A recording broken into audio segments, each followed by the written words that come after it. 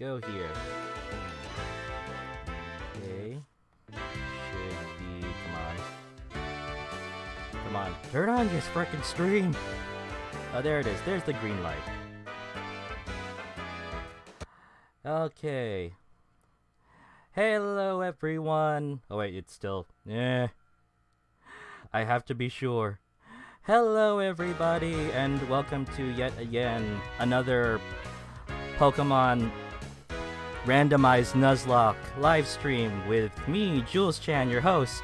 And joining me today is the wonderful and lovely Isa. Hello. Oh, come on, don't be shy. I'm ready to talk about Giratina being the Antichrist or the Anti-Pope. That's not true. Giratina did nothing wrong. She just wanted to destroy shit. They're probably just the manifestation of the Pokemon world equivalent of antimatter, and they break the fabric of reality to the point that their land is literally called the Distortion World, but, That's racist. No, it's okay. I mean, she's basically the equivalent of the Anti-Monitor from DC. Yeah. It's like just wants to, although with less of a desire to consume everything. But yeah, today we are going to be talking about a few things. And so, what was me and Jupiter, like, we've just been talking on Twitter for a while, and oh my gosh, she's such a wonderful person, guys. Go follow her on her Twitter. I'm very sure you'll get along with her too. And not just because she does Persona cosplay. I only did one Persona cosplay, and I got all my stuff from, like, thrift shopping and from Ross. So I don't... Oh my gosh, you shop at Ross for cosplay. We are kindred spirits. I mean, like, I was like, oh god, I only got $50 to do a Futaba cosplay. Yeah, Ross, here I come, and Goodwill, here I come, so... But yeah, so today we're talking a little bit about the recent debacle the recent controversy with Pokemon Sword and Shield. So, and while we're doing that, I'm just gonna play Pokemon here, just to be appropriate. So, me and Jupiter, we've been talking about the National Pokedex controversy, and Jupiter, give your special insight. I mean, for me, it's like, naturally, I'm kind of pissed that not every Pokemon is available. Isa? Oh, no, I lost her. Oh. I'm here. It's okay. Sorry, it's just like... Is it the music or something? I think it's just like some parts of it are just cutting out, and I think my like internet connection sometimes lags a bit. Oh dear lord. Yeah, it's okay. Happens with me too. Yeah. Just don't mind me as I fly on this as I just take a magical ride on this Volcarona, which I just realized, oh wait, I'm already at the location. Why do I need to fly? I spaced out a bit. And now I'm back at the Pokemon Center, so that was useless. I can show you a world shining, shimmering glamour. As I burn alive on this Volcarona that has flame body. Oh, I thought you were gonna ride on the Articuno. I was gonna be like, that's why the shining, shimmering glamour. Tell me, princess, come on my Articuno ride. But I was taking the Volcarona. So, yeah, I'd be singing that, but also burning alive. Oh my god! Ah! Hey, at least you'll go down in flames. And apparently, we have a Heatran. Oh dear god, I forgot to heal. Why am I such a dumbass? So like, with this randomizer, did you make it like more legendary Pokemon come kind of like frequently, or? No, it just randomized it. And that's what happens with a lot of randomizers. For some reason, they always, legendaries just pop up more. And I even Oh. tested it. It's like, could I get a Groudon a second time? Yes, I can. But I made it a rule because having a whole team of legendaries would not, or at least the same legendary would not be conducive. And also just to make it fair, since just one type of legendary at a time, okay, I can't have two. I can't have an army of Groudons, even though that would be awesome. It would be very awesome. It would be like an army of Godzillas. Yes. But Fantastic. just to be fair, I replaced all the shinies because I don't really care for shinies. I know I'm blasphemous like that. Only because just to be a bit more interesting, since legendaries in any case will be a lot harder to catch. But we were going to talk about the National Pokédex, but we got sidetracked. Yeah, we did. Damn. Okay. Yeah. Let's bring this back on track and talk about my many hot takes. And by hot takes, I mean like my theories. Oh no! I killed it. Thanks a lot. I used hammer arm and I one-shot killed it. Frack.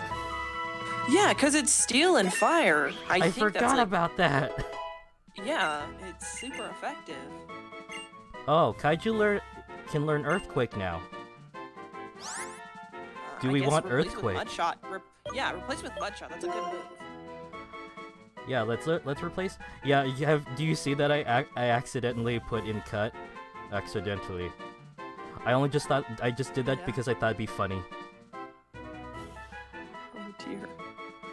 Mudshot, it slows, but Earthquake though. Earthquake's a better move. It has a better attack. Yeah. Let's forget Mudshot. It's been good, but Earthquake is like, Although now, Groudon has two moves that will kill anything. Like, if we go into a double battle, both Mudshot and Lava Plume will kill anything near it. That's the only thing I was worried about. Earthquake will. You would just have to make sure when you have Groudon, it's another flying type, like Articuno, so then the Earthquake wouldn't affect them. Yeah. It's just that with Lava Plume, oh wait, Articuno's ice type, this might kill it. Well, that's when you get a Chandelure that knows Flame Body or your Volcarona, so then it gets up the special attack. There you go. It's like I only pair Groudon with Volcarona. That way she'd be safe. So yeah, back on the National Pokédex. We've been skipping around it because it's such a touchy topic at the moment, especially with who's the director of the Pokemon Sword and Shield again? I forgot his name. Starts with an M. I don't know. I feel so bad as a true Pokemon fan. Yeah, it's like I don't know every single person behind the scenes at DC, so it's not bad. It's like I know Gail Simone, Jim Lee, Dan DiDio. But yeah, the director for the Pokemon for the Pokemon Sword and Shield, he recently put out a public statement for he said that his public statement sounded like the most basic PR thing, where it's like, oh, I've listened to your concerns. We care very much about all your opinions, and each Pokemon is very important to us. But the part that got me was the part where he said, don't worry, even though you won't see them in Sword and Shield, you might see them in future games. Oh. And you know what that sounds like to me?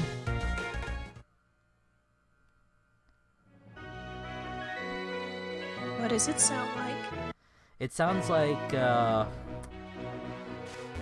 it's the very PR way of saying, oh, we're sticking to our guns, or we're basically not gonna have the National Pokédex, and we may not have patches for it.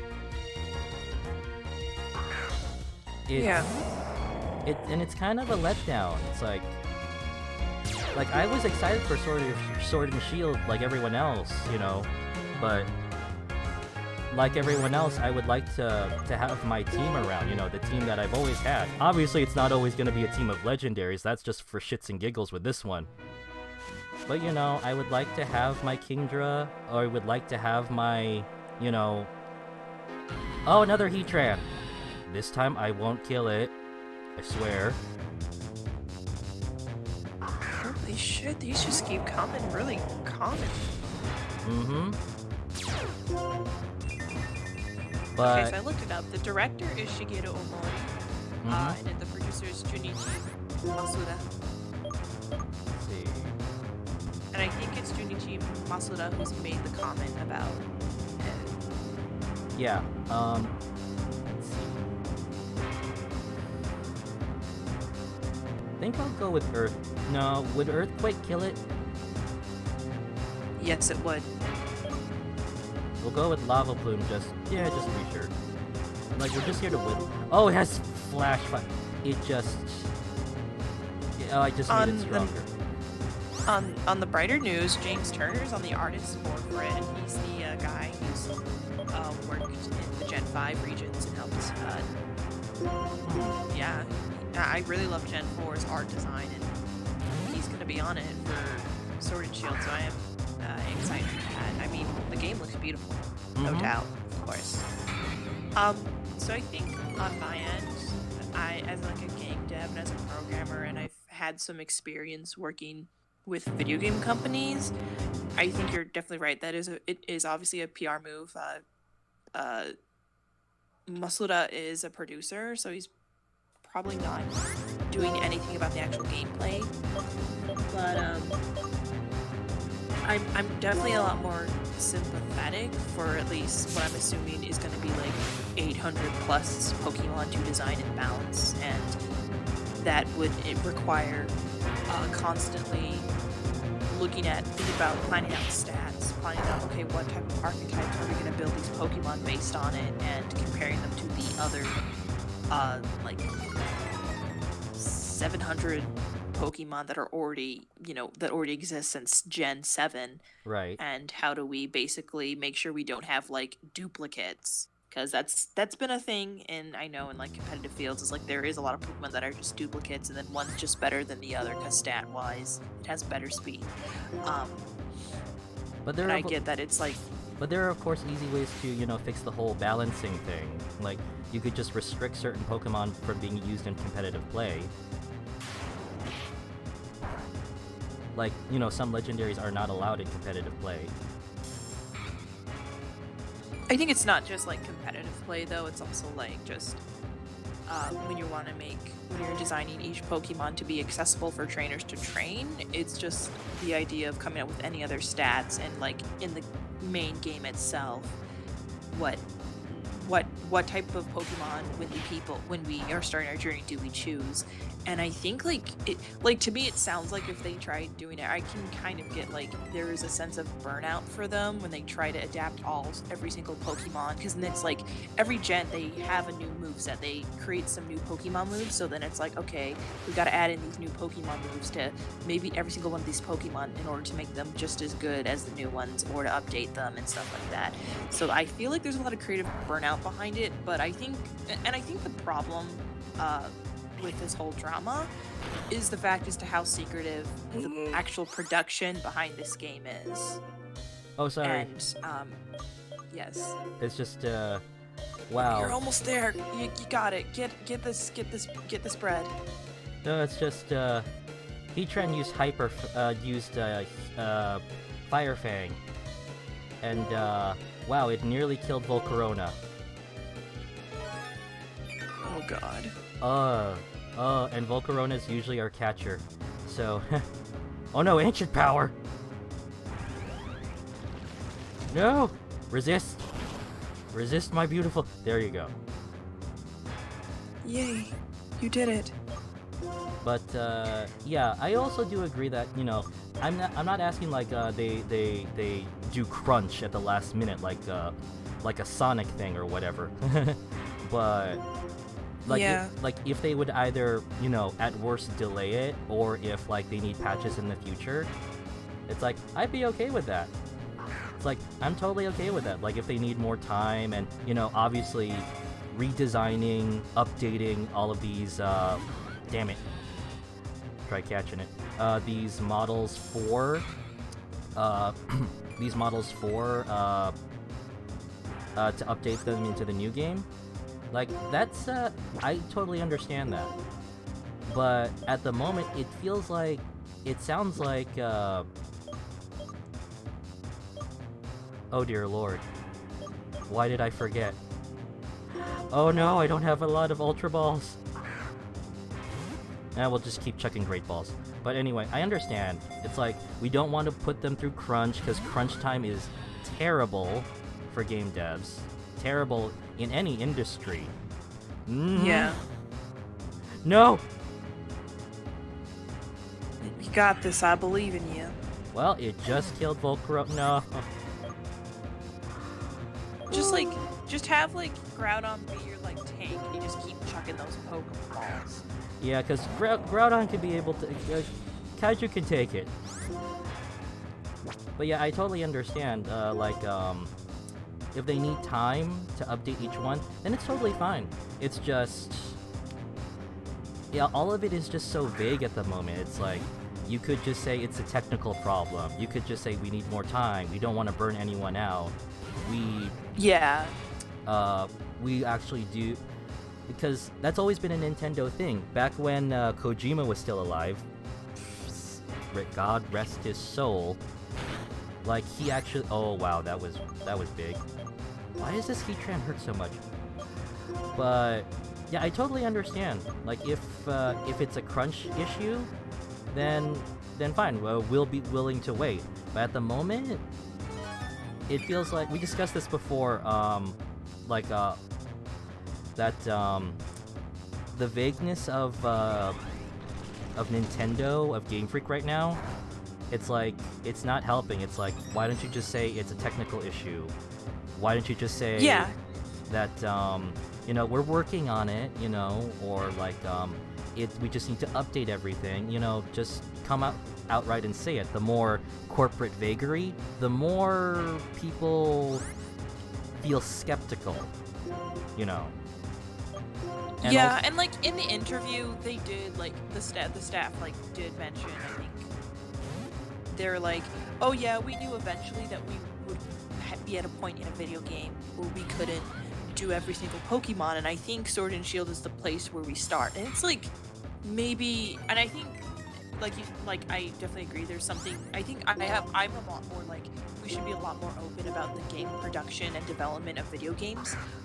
Because holy moly, do a lot of gamers not understand how hard video it games is. are produced. Yeah. Yeah, how easy it is for a lot of stuff to be cut or dropped because just production time and technical limitations do happen. There's, at least in my experience, when I worked with game companies, there's we have a lot of great ideas. People make some really great ideas about game design, but sometimes you just can't implement them because you're on a tight budget and you also have to reach goals before you can. And sometimes you just don't have the time to do it, and it sucks, but it happens. You can't make the promises you thought you could do because it would result in crunch, and you don't want to do crunch. Or sometimes people do crunch because of that, and that's where I kind of the game industry needs to be much more open about how video games are made. What's the actual production behind? What is the actual thought process behind gameplay decisions? Because a lot of people don't really know games are made, and we've just recently kind of been revealing the production of crunch with these AAA games just recently, and there was a really yikesy review from I think one of the writers or one of the brothers that owned Rockstar Studios was remember when people used to believe that games could be made by magical elves? And I'm like, no, I don't. I don't want to live in that naive world, because I actually do want to appreciate the many hundreds of people who've made these games and made them available, because video games are always a team effort. So because of that, I've definitely what I've also noticed is like a lot of the drama, a lot of the people who seem to be really chill about it are game devs, like independent game devs, smaller game dev people seem to be, who are also Pokemon fans that I follow, don't really seem to be bothered by this because it's like, you know, we kind of understand like the idea of the limitation, and creative burnout is a definite thing, and I think that's why a lot of like independent game devs are more sympathetic about this issue more so than like gamers who just, you know, play and consume the game.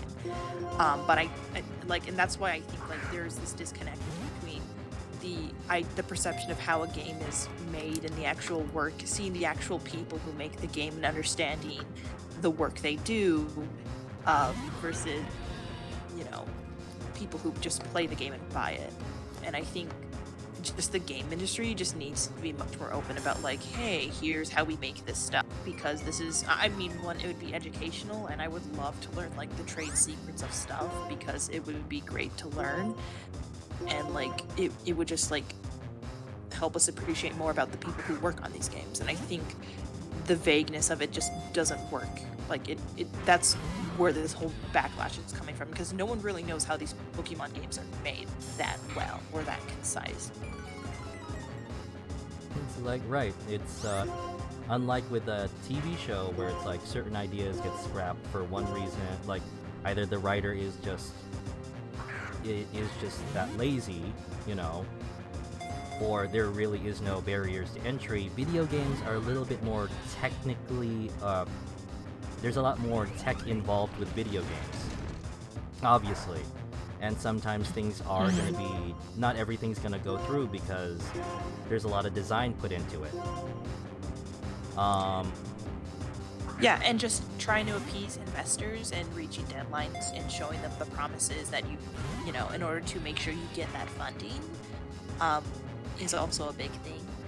And sometimes investors will be like, sweet, this is great, do this, and like we'll give you another, like, I've heard like it's hard to ask for extensions on like goals, production, like production setbacks happen when, you know, bugs happen, and I've heard horror stories of many programmers having mental breakdowns because they can't find out a bug for like an entire week, and it turns.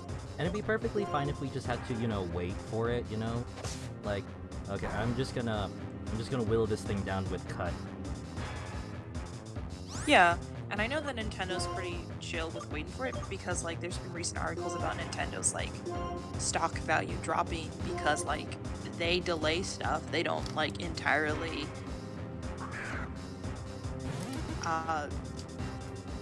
you know, for the sake of making sure their teams don't crunch, and I can respect that. Like, yeah, good for Nintendo, because Nintendo actually makes their money back, and it's like, they're like, we know we'll make our money back, but we're willing to cut back this game for our workers, and I can respect that. Okay, this thing is not worth it.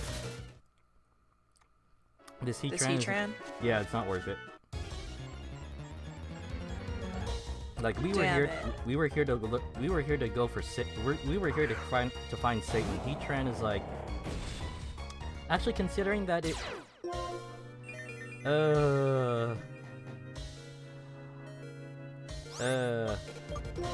sorry, go on. Sorry. It's just this thing has already killed like one of us. It's like, okay, going back to... Oh dear. It's already killed Volcarona. It's already killed Volcana, so I Oh dear. Yeah, I also have a theory that there's a software problem with the current and that'd be perfectly fine Pokemon. if they were to just come out with it and say it like, yeah, oh, it's just a software problem. Yeah, like, no, because I heard just recently there was recent news that revealed that like you're not able to transfer from Pokebank in Sword and Shield, and I'm like, okay, I can kind of see that, because like that software was made for the 3DS, and I can see it not transferring over, like it just doesn't configure to the Switch software. And I can understand then why they may not also be doing the national decks, because I think that would be just hell to find a way to include every single Pokemon and design every single environment and mapping out which Pokemon you will be able to have access to after the national dex. For the national dex, in order to get every single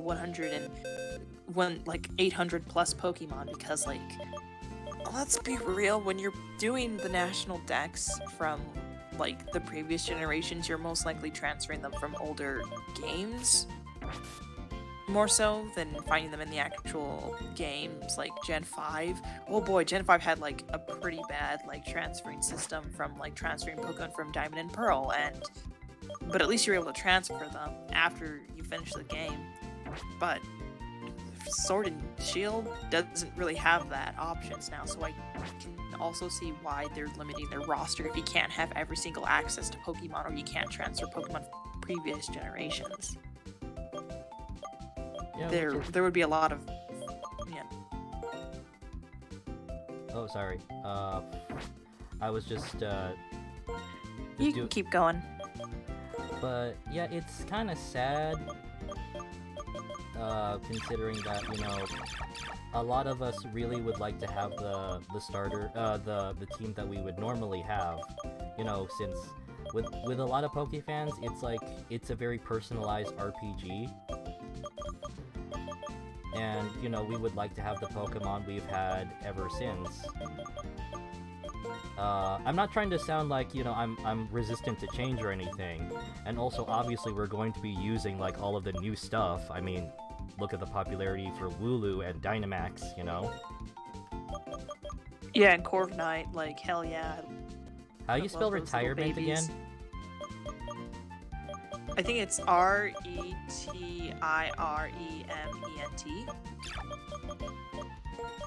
I'm just gonna put retire. Because yeah, just do retire. It's like, Volcarona's not dead. She's just retired. No, I forgot this was a Nuzlocke. Damn it! I was like, oh, no, it's okay, and I was like, wait a minute. Holy shit! I forgot this is Nuzlocke Ron. So, the first stream that you're on, and we already have a casualty.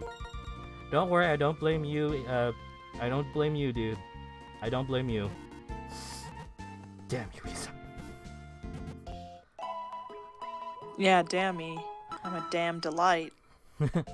But yeah, you're a damn delight. But yeah, sorry if it seems like I'm not engaging as much, because, you know, game, and also we lost someone. But yeah, I'm not I totally understand that if it's like a crunch problem, if it's a software problem, like those I understand. Like, it's not going to be easy. Some of them are not going to be transferable via Pokebank. In fact, they said there's going to be a new like software thing to transfer Pokemon that isn't Pokebank. So it's like, ooh, we're gonna get another Pokebank for the Switch, is what I'm assuming is gonna happen, or equivalent to that. So at the very least, you know, another means of, you know, having our buddies and everything. I mean, yeah. I mean, I'm excited for all the new bells and whistles and everything. It's just, it's not my only reason for playing Pokemon. It's like, it's discovering the new region and seeing all the new stuff, and also exploring it with my old team and everything. It's not that I'm against any changes. It's just, if this really is a technical issue, why don't you just come out and say it, Nintendo? Like, why with all the vagary? It's like, and also, if you could, I remember you saying before that this wouldn't be the first time that Pokemon has patched their games before? Like, yeah, Sun and Moon, Ultra have done big patches to some of their storylines in some games, because some parts got really hard, because like, Ultra Necrozma during like the climax of the story is just broken as fuck. Like, holy shit, he's broken. I've seen and it. You gotta nerf him. Yeah, I literally was like, I have a Hodge Crown. I maxed his speed stat with an Adamant Nature with high IVs. I'm got this. No, I didn't. He outspeed my Conch Crown. I was like, fuck. But yeah, if it's just apparently there was also like an issue with Omega Sun and Moon. Apparently they didn't have a national Pokédex either, and yet they were able to fix that or something. Sun and Moon Ultra did not have the national DAT, I believe. Like in their main story, they just focused on like you trying to get every single that's available in the Alola region because there's like a reward for it. And it was until like I think a recent update where they allowed you to transfer Pokemon from the Pokebank into Sun and Moon. So there you go. Sun and Moon Ultra. I mean, if yeah, it's gonna take time to update all of them, and just to avoid crunch time. Like, I would understand if that there is a solution here, to resolve this and everything. It's like, so that way to avoid crunch, so that way to give the creators time, and also to appease fans and everything. Like, in the future, if they were just to say that, we will patch this in the future, like, you don't have to worry. And, it shows that they're actually listening to, to their audience and everything. And also say that, yeah, it is indeed a tech problem. It is indeed a... It is indeed an issue of transferring over 800 Pokemon. That would be helpful, but the only responses we've been getting have been... The only responses we've been getting is just very basic PR vagary, like things about balance, things about, oh, we really care about every Pokemon, and maybe you'll see them in future games. That just sounds like... I mean, the cynical version of me is also be like, they might not ever patch it because they're going to be making the remakes on the Switch. I mean, I'm ready for a Gen 4 remake. We've been making, all of us Gen 4 fans have been making the blood packs to Giratina, hoping for one day for that inevitable 3D Diamond and Pearl Switch port, even though a Pokemon Platinum remake is probably the best top-tier choice that should idealistically happen.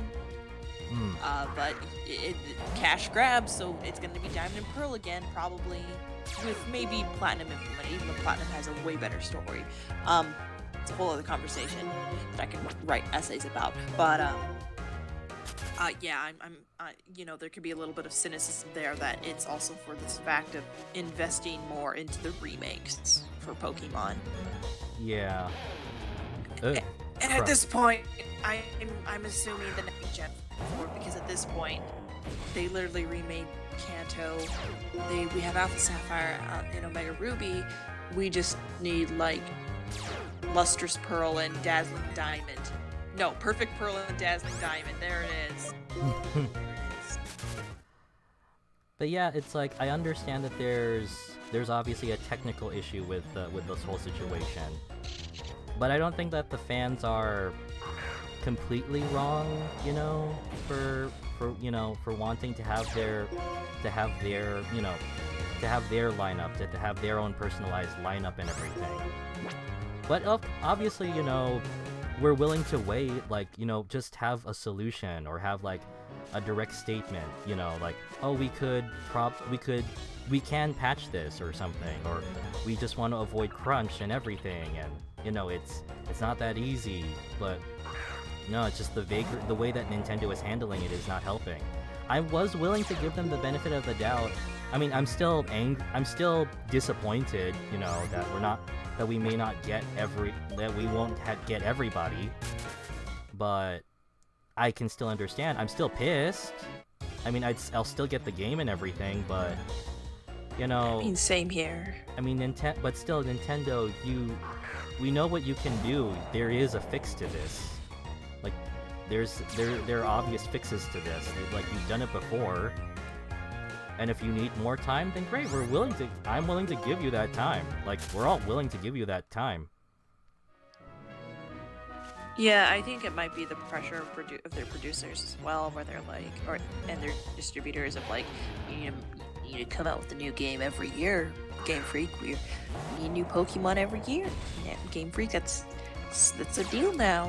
Fans are waiting for that yearly Pokemon game, and it better and it's an and like this point, Pokemon does international releases now. So on top of the balance and stuff, there's also all those translations. But at the moment, the whole vagary of it is not helping. Like, Yeah, no, like, game industry, be much more open about your actual work of production. I really want to see more interviews by programmers or like more documentaries about the production of your games, because I bet you so many fans would love to see that. I would. But I'm very sure a lot of game devs, like who actually work in a game, like in a gaming company, I have a feeling that they would just mostly share horror stories, if anything. I mean, obviously they won't say it on an actual interview, but we know that a lot of game companies, especially EA, they're nightmares to work for. I mean, look what happened to BioWare. They were like, I don't blame BioWare for Anthem. I don't blame them specifically. I blame EA. It's like, I mean, honestly, when companies close down like Telltale, it's usually a management problem, and I have a lot of sympathy for a lot of the artists and writers and programmers. I have sympathy for them. I don't have sympathy for EA though. Yeah, and how dare you use your management very badly. And that's the same thing with Crunch. Crunch is usually a result of terrible management. How dare you not manage your resources good enough to either, one, hire more programmers to meet your deadlines, or figure out a clear, concise plan to basically reach the deadlines in time. Like, that's usually Crunch is, oh fuck, we ran out of time, we didn't meet these goals in time, because you probably, like, it's always a management problem in these games. And it's like BioWare is like BioWare has no experience with the Frostbite engine, and it's universally known that the Frostbite engine is crap, and they were getting no support. Talk about it. And they got no support from the Frostbite team, so BioWare was left high and dry. It's like, say what you will about Mass Effect, say what you will about Mass Effect Andromeda? Yeah. Or say what you will about actually no, Star Wars The Old Republic is still awesome. I love it. Especially since, like with a lot of BioWare games, there's actually a gay romance subplot that you can choose. And I love how it pisses people off. I can have my Sith gay love story if I want, with our equivalent of Han Solo. Like, we actually have our Han Solo equivalent, and we get to gay romance him. That's a lot of that. I mean, it's not the only thing I like about BioWare, but it's one of the things that BioWare is good at. Like, you know, with Dragon Age, like, there actually is a gay route. Yeah, there's like one in like Dragon Age Inquisition, we got one gay character, and we also got one lesbian character. Also you get to romance the bull.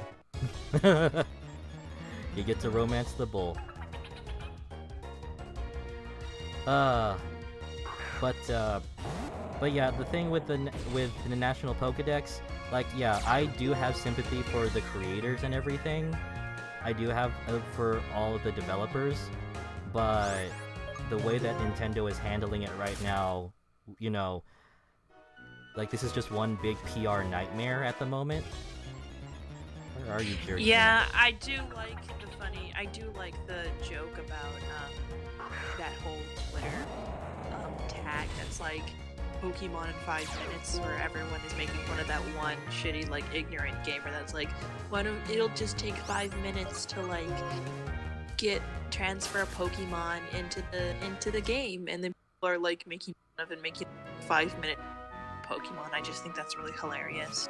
And there's a subreddit, and they're calling this whole thing Dexit. Like, no,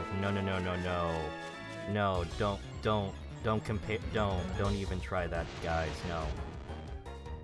Dexit, really? Yeah. Like, I'm not that level of angry, of course. But there are... Yeah, no, some of the people are, holy moly, I'm like, oh god,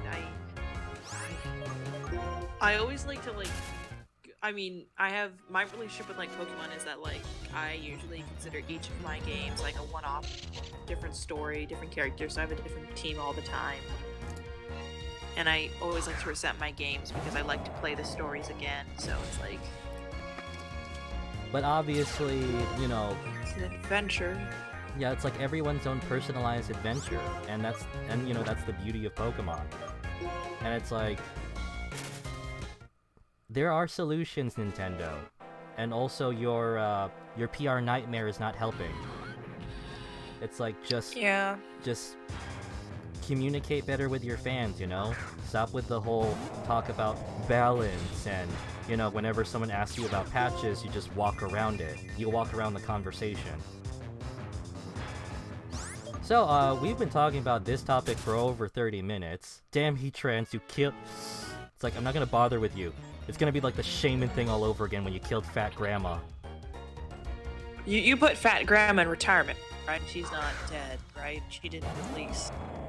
No, we're not doing the release thing. Although, funny story. I was still figuring it out how to save things on Desmume. So, like, the run-through I had, going up until, like, the second city, that got erased. Oh, by accident. So, in a way, I was able to get everyone, like, I was able to get the Kyogre, I was able to get the Zapdos and everything. Able to do the whole run again, but for the life of me, I tried to get another Celio. But considering that Fat Grandma was already dead, or, you know, retired, it's like, We put her, retirement. Oh no, I was like, I tried to find another Celio, but I couldn't find one.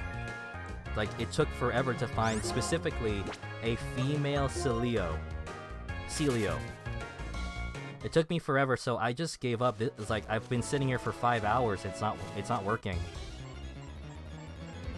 So it's like, you know what?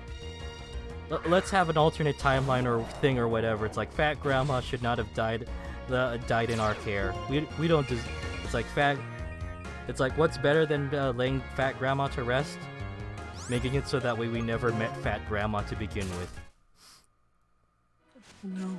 Don't blame yourself. Blame the terrible healthcare system that failed her.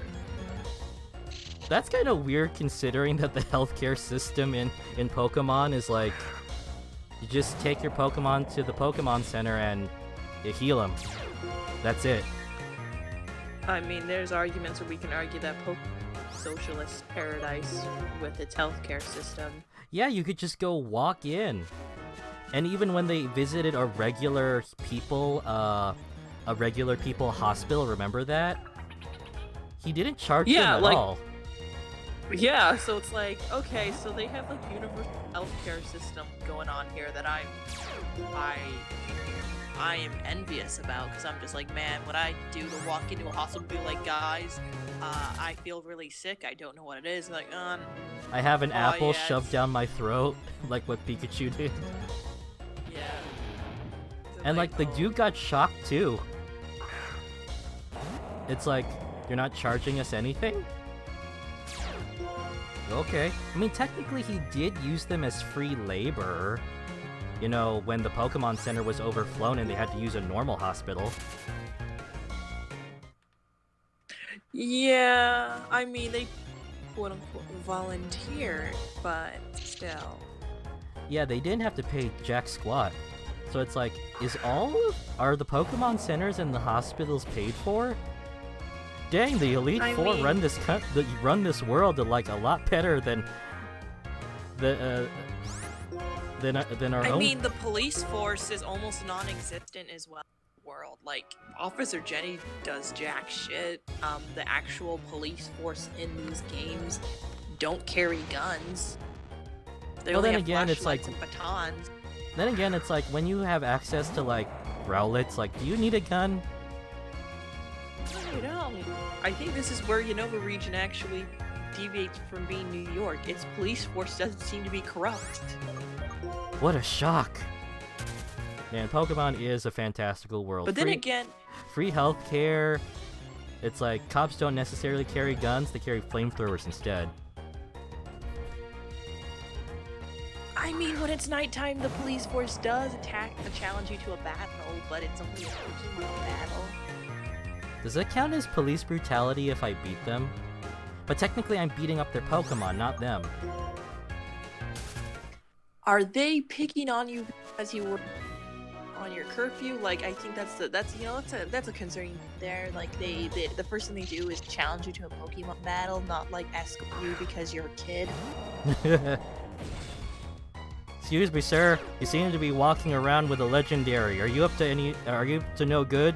No, sir. Okay, carry on. It's like, we won't question why you have a Godzilla in the middle of the street. A Godzilla-sized Pokemon. But we will question why you're past your bedtime. Sir, how old are you? 10? Wait a minute. Would that apply to trainers too? Because we could leave the house as early as 10. Oh god, I don't know. I don't want to know, like, the age of consent. No, we're not going there. We're not going there. Yeah, we're not going there, especially considering that this is a Japanese game. This is so, how honest do we want to get? Let's try not at all. How deep do we want to get into? Well, let's see. Where are the labor laws in this country? Because there are parts in this game where, like, obvious, where it's like this should be someone's job, but they give it to the trainer as a side quest, and you're just like, fuck you, pay me now. And it's like the cops do jack all when it comes to like taking on Team Rocket or Plasma or any of them or Team Galactic. So it's like, you guys are. I think Team Galactic and Team Rocket, I think, are kind of the most I think you can get their vibe because Team Rocket's just the mafia, so they're like the black market and they're just working stuff underground away from like public eye for most of their stuff. While Galactic is more of the terrorist group. Yeah, and it's like a corporate terrorist group because like Mhm. Team Galactic's a company, and I'm assuming that when they do get arrested, Cyrus is just bailing out his goons because he's got a lot of money. Mm-hmm. Same for Plasma,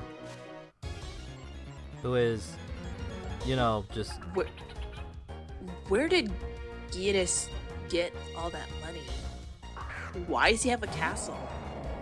built under the Elite Four's building. Yeah, where did that come from? I'm magic. I'm assuming the Pokemon. Well, did yeah, it? they do say that as someone who has not played this game in years, like just looking up the wikis and other Let's Plays, yeah, it is said that they use the Pokemon in order to build the castle, but they kept it all from N. It's like, It's like, yeah, these Pokemon were abused, but not by us, by abusive trainers who worked them to death. And it was totally not us. I as much as I love Gen 5. I love the emotional, like, it's got kind of like the Steven Universe problem where where its emotional beats hit very strong, but its narrative beats don't. Yeah. It's kind of like a Doctor Who thing, where it's like, oh, Stephen Moffat, you know how to make me cry. Then I think about your story. Wait a minute! Yeah, like, because I think the thing about Gen 5 was that Gen 5, like at least for Black and White, their entire like when you look at like their thematics and the main like vocal points and the main like emotional beats, their story's not really interested in the ethics battles. What is actually the main theme is actually is a coming of age story about gaining agency and breaking away from parent is what the actual like story of like Black and White is when you actually take a step back from like it's not what so much this game about says. like it's not so much about like, you know, fighting evil PETA, although that is what we're doing. It's more, I mean, because we're still having this, the status quo does not change. It's mostly, you know, N breaking away from his abusive fuckstick of a dad. Yeah, and oh my god, I can write an essay many ways you can interpret N being like a bi character and also a character on spectrum, and you can see that as like this is a character finding agency and realizing that they need to break away from an abusive character, an abusive parent, and learn to live their life without their control. And it's and you're kind of like and the player and it's like it's an end story in the end of it, and you're just like the person that helps him through it. And I just am like crying. I'm like I ship the player and N so hard because like N does love the player. And N does come across as a genuinely nice person. Like, he even releases his Pokemon after every battle. The only Pokemon he ever uses are just the ones lying around, but even then, he releases them. And also, like, in Black and White too, when N, you can challenge N later in the game after you beat it. And you can go on the Ferris wheel in N in Black and White too. But, when you go on the Ferris wheel in Black and White 2 with N, he'll be like, it reminded me, the first time you do it with him, when you go on the Ferris wheel, he's like, this reminded me of the time when I was in the Ferris wheel with them.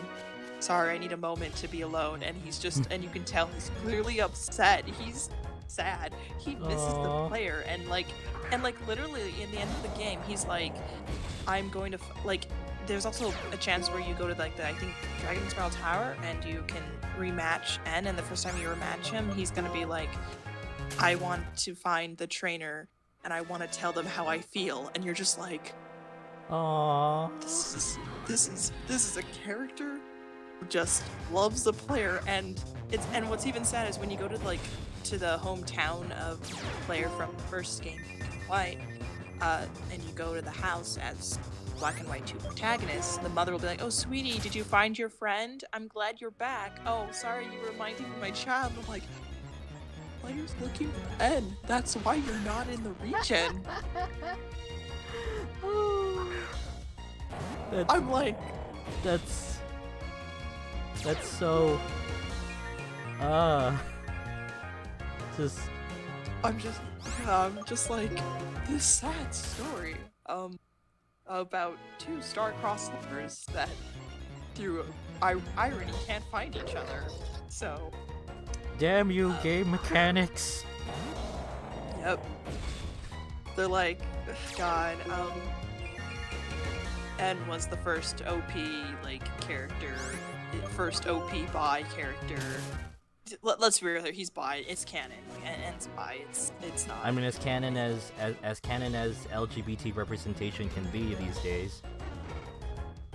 Yeah, I heard there were rumors. I've heard some rumors. I don't know if these are facts, but rumors about when they first announced Black and White, they were going to imply that there was going to be more of a romantic relationship between N and the player. And there was backlash from the fans because they're like, oh, you're gonna make it gay and stuff like that, is from what I've heard from some people. It's like, so... First off, he's bi, bitch. Second, it's like... okay, and they made it but and does say he likes the player, it's so obvious, I guess some of them are just a whole bunch of Shinjis just waiting to come out of the closet. Yeah. Or just even the Pokemon generations like short N in Black and White 2, like they revealed the main character, the main player returns, finally finds N, and then N smiles, and like it's the look of, oh yeah, I love you kind of look, like, oh yeah, we're gonna whoop my dad's ass, time to kill my dad, that meme. Go and kill my dad, that kind of deal. Where are you, Pokemon Satan? But yeah. I guess this is the perfect time. Yeah, this is the perfect time to... So yeah, another reason why I wanted to do this stream with Issa, I have not done anything for Pride Month. I realized that I have not done any video-related stuff for Pride Month. And also, so since we just about the game, we're gonna talk about LGBT characters in Pokemon, as thinly veiled representation as it is. It is. Well, there is some canonical LGBT characters in Pokemon. There is some. Sheena or Shauna, I don't know how to pronounce her name. But from the Kalos region, X and Y, your rival, Shauna, the girl who's with the pigtails, brown skin, and pink clothing, they did say that they purposely wrote her to have a crush on your character regardless of gender. It's the best thing to do is to assume everyone is bi. I mean, that's a general rule of thumb. Assume everyone is bi. But yeah, it's like I have not done anything in relation to Pride Month, mainly because, I think I pretty much summed it up in my Stop Burying Your Gays video. And yeah, normally I want to celebrate things for Pride Month, but there's not a lot to celebrate. Especially not just with the Shiro thing, or the Adventure Time thing, or with... I heard the laughed.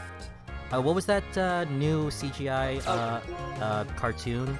Dragon Hunter or something? The Dragon Prince? Yeah, the Dragon Prince. Yeah, I heard that they had a gay character, but then had them killed off in the same episode. In the same episode, yep. There were side characters. I know the season, I know the episodes, but basically it was it was like this flashback story of how the the two main characters' mom basically dies, and how the whole like drama between the humans with Callum and Aaron's dad, Ezra, not Aaron, Ezra. Not a piece of shit like Aaron from Attack on Titan. Ezra's a good beat. Why their father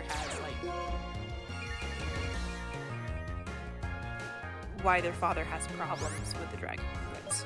But basically they revealed that like the two queens of the nation, they're married, they die, and so basically their only daughter basically takes the throne, and she's like a young, like 12-year-old girl, but she's had to live through assassinations, and so like the main antagonist of like the story tells her the story of how her mom died. She's like to like emotionally sway her into like agreeing with him to attack the elves, and then she's like, bitch, no, I ain't buying this shit. So we got that, but yes, they kill the two lesbians right when they introduce them because why not in this day and age. It sucks because it's like, why do that? Like, who? I don't know. It's just so weird. It's not a DreamWorks production, right? I think it is. DreamWorks, we had the same conversation. I don't know. If it is DreamWorks, you made the same mistake 3 times. I mean, I'm looking it up. I don't. It's like. And even if it's not, it's like, you guys are on Netflix. You should know your competition. You've had this problem like how many times already? Okay, so it's not DreamWorks. Okay, good. Alright. But still. Right, yeah. Where are you, Pokemon Satan? Yeah, it's a bit disappointing. I mean, honestly, I still enjoy Dragon Prince. It's a lot better than Ruby and so many miles just from the first 2 seasons. Holy moly, did that show take 6 seasons to get going? Yeah. So, it's just so ridiculous. There was a lot of drama. I remember seeing the Twitter like timeline about that, but I was like, why introduce lesbians and then kill them out? Like, I find it so hard that like no one stopped to question it, or unless like you literally don't have like obviously like a diverse writing cast basically. And it's like, don't try to excuse that. And don't try to excuse it by saying, oh, it's like, you know, even gay people can die. That's a shitty excuse. That's a terrible excuse. You shouldn't even be saying something like that. We're not saying make them immortal, it's just don't kill them off when there are not that many. And don't use us as like... Basically, don't fridge us, basically, just so you could create, you know, angst and seriousness and high stakes. Basically using us as a means to, like, oh shit just got real. Yeah, because it's like, oh, but they fought heroically, and they're like the queens of a nation, and they are like any king. They're like the noble king archetype where they sacrifice themselves for the people. It's like, yeah, but like that would be nice if we actually. They do that, but like this stuff doesn't exist in a vacuum. Where like so much LGBT rep is still like restricted to LGBT characters dying off. So like it doesn't contribute nothing new other than that constant trend. And even with characters that do get a lot of screen time, that actually do get development and everything, it's like you introduced this little tidbit at the last minute so that way you could scream gay character and then run out the door. Yeah, and like I guess the other character you could definitely interpret as like a bi is the main villain for Dragon Prince. He obviously has a big crush on Callum and Ezra's dad. Yeah, it's so obvious. He's a disaster set by evil wizard, you know. Which is like almost any LGBT, like every LGBT D&D session, you've had one of those. You know what we're talking about. I mean, no, like I have a gay cowboy as a pansexual cowboy. As part of my team, and a demisexual Asimar, so I'm just saying, like, you got the one like gay wizard or the one necromancer that's a bisexual. That's my gist. I've seen there it every is. Single one. Yep. There she is. You found Shatan? I found Giratina. Ooh, we gotta name it 666. You know what? I actually, when I was looking at it, it's like, oh, it has pressure too. Frack. You know what? Let's see. Okay, it's Dragon Dark or Dragon Ghost? Dragon Ghost. Frack, so Cut's not gonna do anything to it. Let's see what... You know what? I'm going to put out Sparky just to paralyze it. Hopefully Good it doesn't... idea. Let's hope that Sparky doesn't die, because every other time he's come close. Okay, Slash did jack shit. Thunderwave. Paralyzed. Okay. But do you got any of your own headcanons or any characters you definitely think are LGBT rep in Pokemon or the Pokemon universe? Well, usually with Pokemon, it's like it's one of those franchises that I don't speculate too much about, except, you know, like about the Pokemon in themselves. But in terms of trainers, yeah, Turner, it's like, remember one of the during the Battle Frontier? Turner? Or Tucker? Or I think it's Tucker, Yes. right? Tucker. It's I believe like he's from the Battle Palace? the guy that has like a butterfly motif. Even butterfly antennae hair. Like, that is... Okay, I get that he's an egotist. And that, like, he loves to be the center of attention, but there's no way. There's no way that... This guy's probably he's probably gay. He's probably. Okay, hopefully this doesn't kill it. Okay. Yeah, his name's Dome Ace Tucker. Okay. Okay. Dome Ace. That's the title. That's a title along with his outfit. But in Japanese, his title is the Dome Superstar. So yeah, he's a celebrity. You know, he's fancy.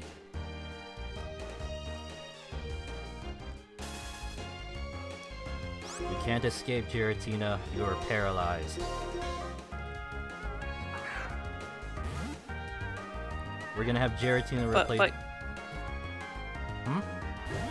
But you see, I always like to think that he's got an ego because he's a frontier brain. He worked his ass to get there. He's like, hell yeah, I'm the shit. You had to beat the champion. Well, guess what? I'm stronger than your champion. I'm stronger than that Steven Stone shit. Look at me. I got better fashion sense than him. Yeah, that's true. I would be if I became like if I was like a frontier brain. I would have an ego. I'd even go all out. I'd be like, Tucker knows what he's doing. He knows this is a performance. He's like, hell yeah, I'm gonna live my life 24/7 and wear what I want, and you can't stop me because you gotta beat me first. No one can beat me up because I'm strong. I'm a frontier brain. I'm the Dome Superstar. I'm the Dome Ace Tucker. Man, Tucker sounds like a trucker name, so I just find it funny that it's like... Yeah. Like, I imagine he's got like that southern accent. Like, I'm surprised he didn't have one. I'm surprised he didn't have one with a whole performer motif. But yeah, I would normally think, yeah, Tucker's probably either bi or gay. Probably. Even though there's nothing else to suggest it other than his outfit. Harley, for me, is like, I think Harley just obsesses over May only out of, just out of spite. Like, that Harley's reasoning is just so, because she ate one of she ate my lunch and that's why I'll make her pay by obsessing over her. She's like Kelly from Shoes. Or like, let me borrow that top. She's Kelly!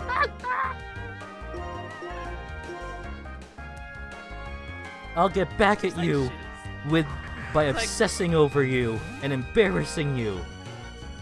Yeah, it's just let me borrow that top 24/7. He's like, don't be a bitch, so what's the problem? Let me borrow the top. It's like, where did you get an exact copy of Dawn's outfit? Talk about it. I think it's May. May. Yeah. Sorry. Where'd you get an exact copy of May's outfit? Oh, he custom made that. Like, he knows how to sew. He's from the contest. They all gotta know how to sew if they want to make their own outfits. It's like, man, his obsession with Dawn was... May. Sorry. I don't know why you think about Dawn. Dawn was also like a contest coordinator. Yeah, she was. Yeah, he would obsess over May like crazy. But I would think that once that he eventually got over her, and then it evolved into Wallace. That's my headcanon. Wallace is actually Harley in disguise.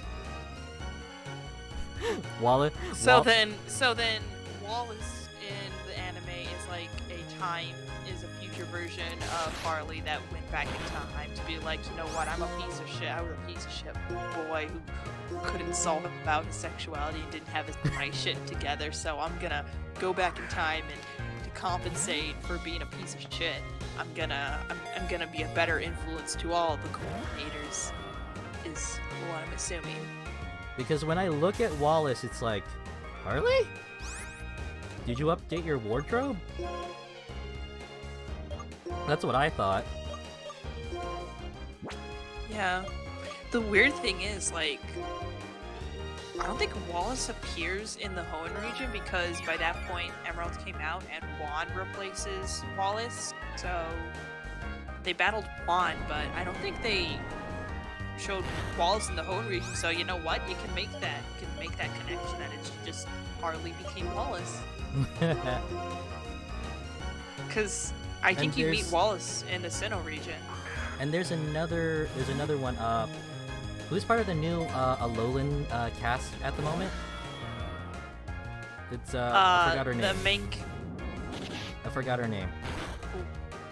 Which one are we talking about? Is it like we're going into the Alola region where Ash went to Poke School and he's chilling with his friends? Mm-hmm. And one of them is a tall, dark-skinned girl with like pink makeup and. Oh, Malo. It's like Malo and Lily are gay together. They literally reenacted Shigeru Utena scene. So like, I'm gonna look this up and see if like. Yeah, you can definitely interpret Lily as bi too, because Lily acts like there's like has a crush on the player regardless of gender too. So. Pokemon. Sun and Moon.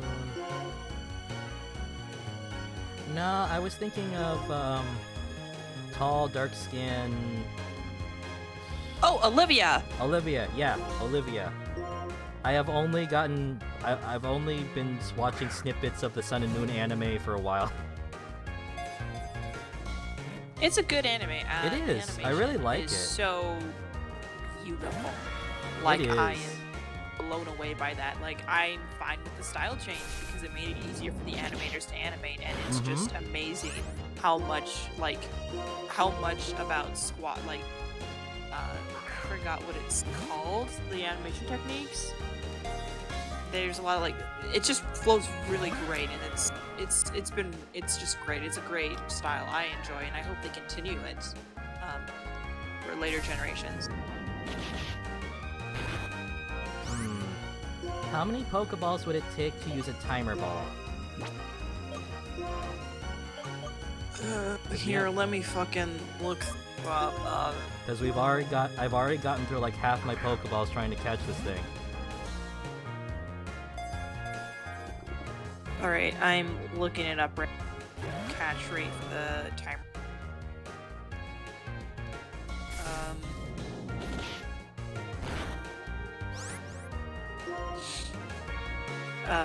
Here, let me look it up.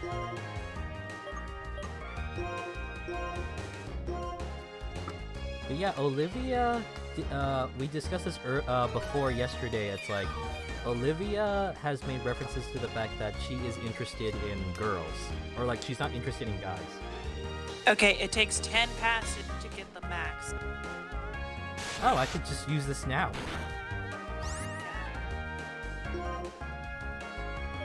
Alright.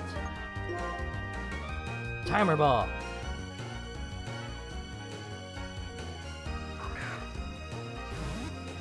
Believe in ya. It did nothing. It did virtually nothing. Oh well, we'll take. I guess Giratina has a bigger catch rate. Yeah, that's the thing about switching to legendaries instead of shinies, because it's a little bit more interesting, although it just makes it a lot harder. Oh well, we're just chucking balls and talking about gay characters. But yeah, Olivia you said that Olivia at one point was like, she said that she like in the game she's not interested in guys. Yeah, like there's a part, and so like when you go to her jewelry store, she owns a jewelry store. She she's a girl with her own. She's the Kahuna, and she owns a small business. Good for her. Good for her getting her life. So there's a person who's like, oh, Luffy doesn't have a boyfriend. It's so weird that a woman so beautiful doesn't have a boyfriend. So like there's that situation where it's like, okay, she doesn't have a boyfriend. She doesn't seem to be at all interested. At least in the game. I know in the anime, she and Brock become like a cute power couple, and that's also cute, you know. But like there is a scene where you go to his hair salon. And I believe it's after you beat the game. Olivia will be like, "Oh man, I love a girl like." It goes along the lines of like, "Man, I love a girl that like I love a girl with style" or something like that. And it's just like, oh. It's like, I saw that, Pokemon. I saw that. Yeah. There's also Hapu, who's also the Kahuna for the 4th island. She just explicitly says, "Oh, I'm sorry, I was gonna give you my Muzzledale, a rented Pokemon, but I was just so enraptured by Lilu's beauty that I couldn't concentrate. So I'm just like, Hapu's a lesbian too. Hapu's gay as well." Yeah. I mean, I would have liked it if, if Olivia was like, because we know Brock's shtick at this point. Like, he will flirt with anything with boobs. Or at least anything that he can detect is an actual girl. Anything that's AFAB. Yeah. Dang it, Giratina, getting the ball! But I would have loved it to see, like, her just brush him off and just say directly that she's not into dudes. And it just crushes his spirit a little. Yeah. Not that I hate Brock, he's hilarious, but,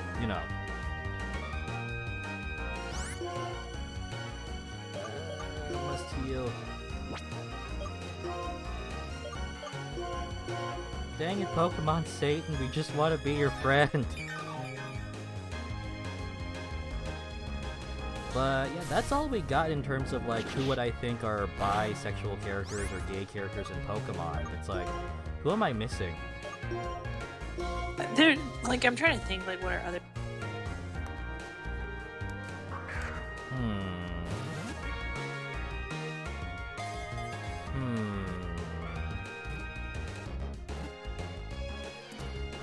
Yes! Got it!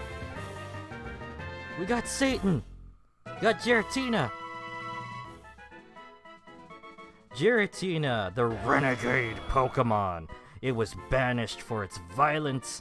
It silently gazes upon the old world from the distortion world. Yay! Oh, you caught it! Sweet! Man, that's a Pokemon with so much spiteful vengeance. So you said 666, but yeah, I'm just thinking back to the Lucifer TV series, which is a great series, by the way. I'm surprised that this started out on Fox of all places. But I was thinking, like, God calls Lucifer Samael, and that is one of Lucifer's old names. And then I was thinking back to the Supernatural TV series, and how Sam is like the vessel for Lucifer. It's like, Sammy, Samael. Should I call Giratina Sammy? Sammy! Do it! Sammy! We're calling Satan Sammy. Sammy! Sammy! Yay!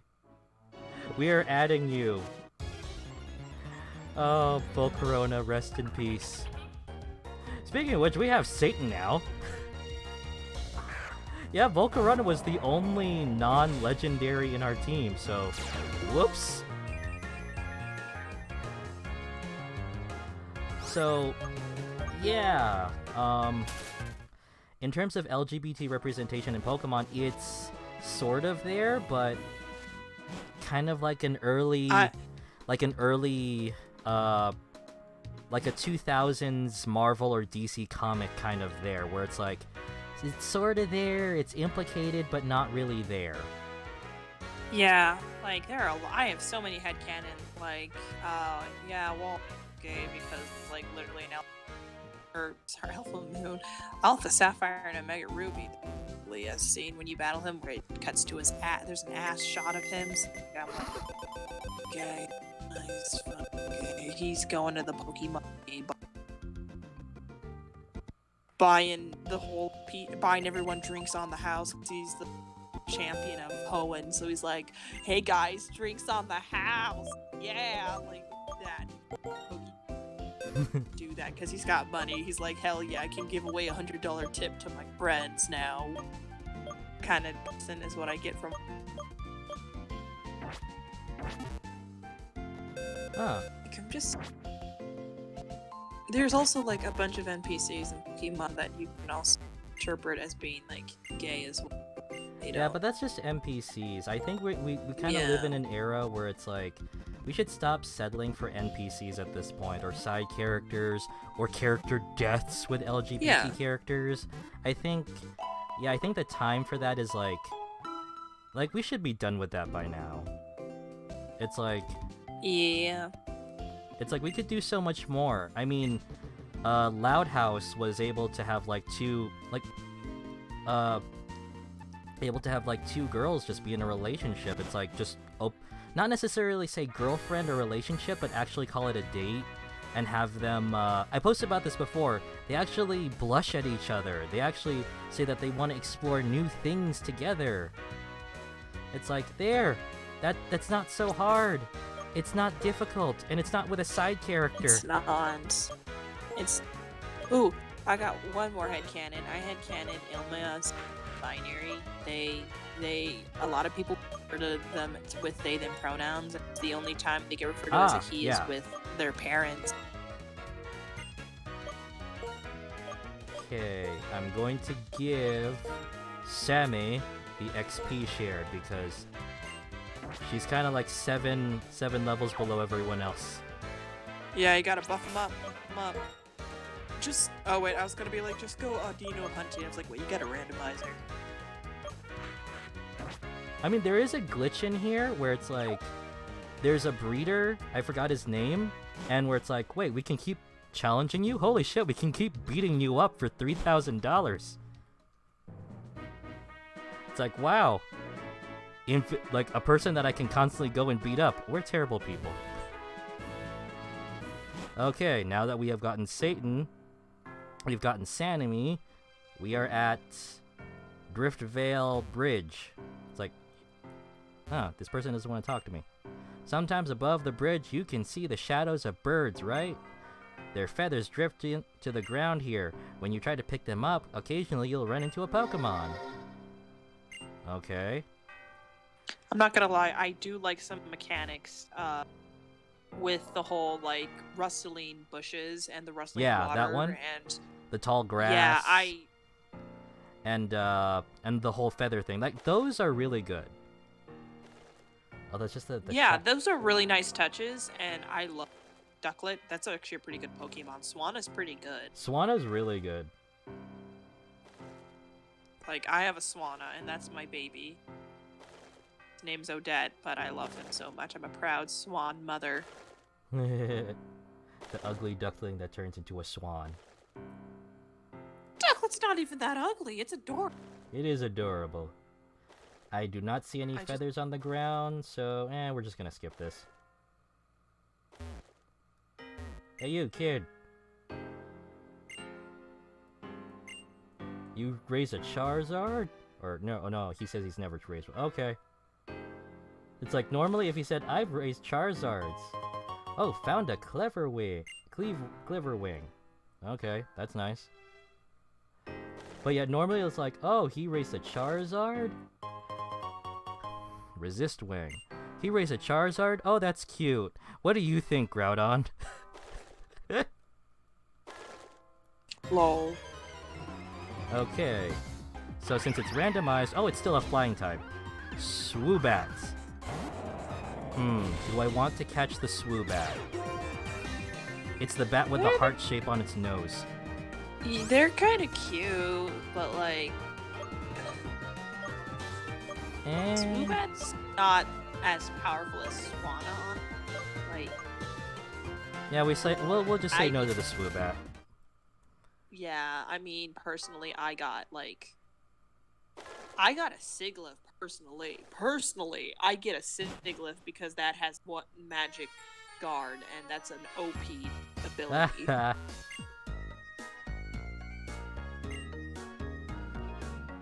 We call it the Charizard Bridge due to its elegant form. Also, that's why it's red. Is it also not gonna listen to you if you don't have the correct badges, like if you try to lift the bridge? Oh, we got Team Plasma, come on, let's have a fun stealing Pokemon together like we did before.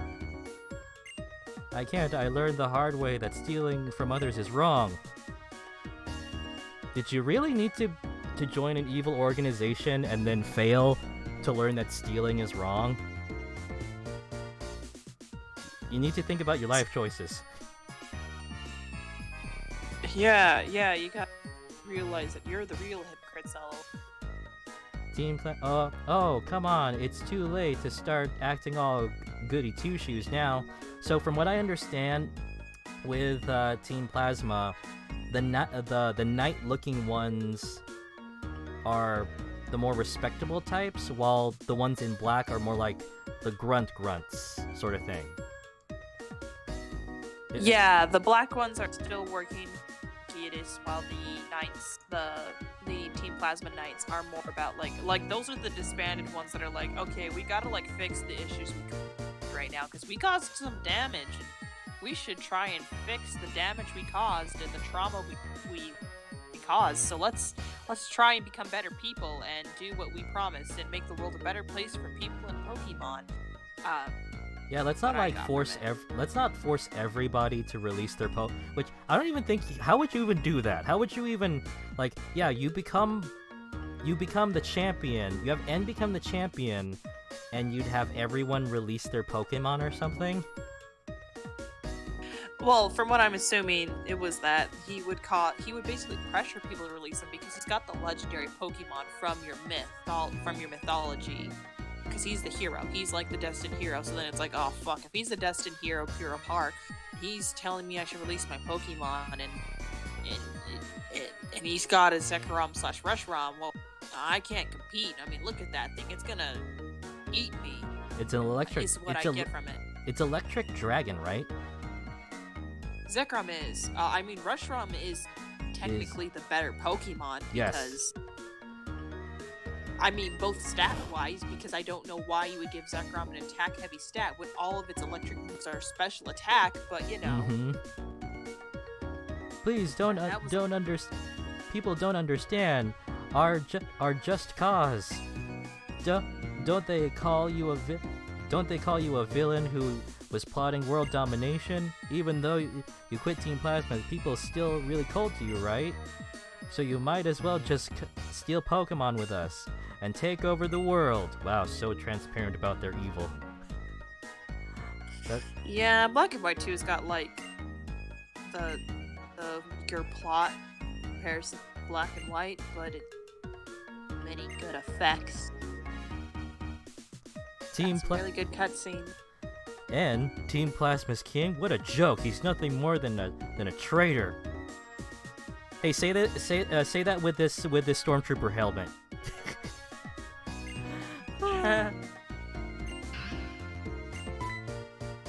I'm just imagining that like I'm imagining like when they say the king's a traitor, I'm like, okay, guys, he's fucking like a minor. I don't know why you put this child on a pedestal. Not to mention your leader was crazy and lied to him. So what did you expect him to do? What you expect by controlling father? Yeah. What do you expect him to do? Stay in line with his abusive father, or his manipulative father? Also, I love how in some cutscenes here it's like we actually push people, or they push each other.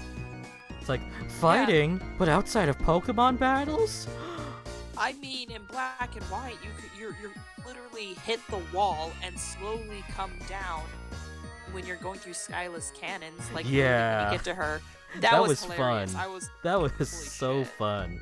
I love that. I was like, there's some subtle like shit in here. Like it's pretty funny.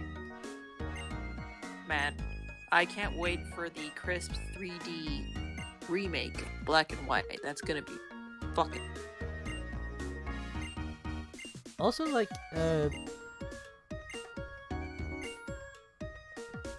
also, what gave away the whole bi-ness for N with me is like, you know when we finally beat his dad and it's like he sees the error of his ways and he hopes that we'll see him again. It's like, and there's like a white backdrop and everything and it's all bright and stuff.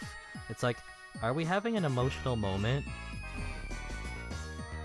Did you say that you want to get together, but you need to do some searching first? Because I'll wait for you. Like, that's what I got, the vibes.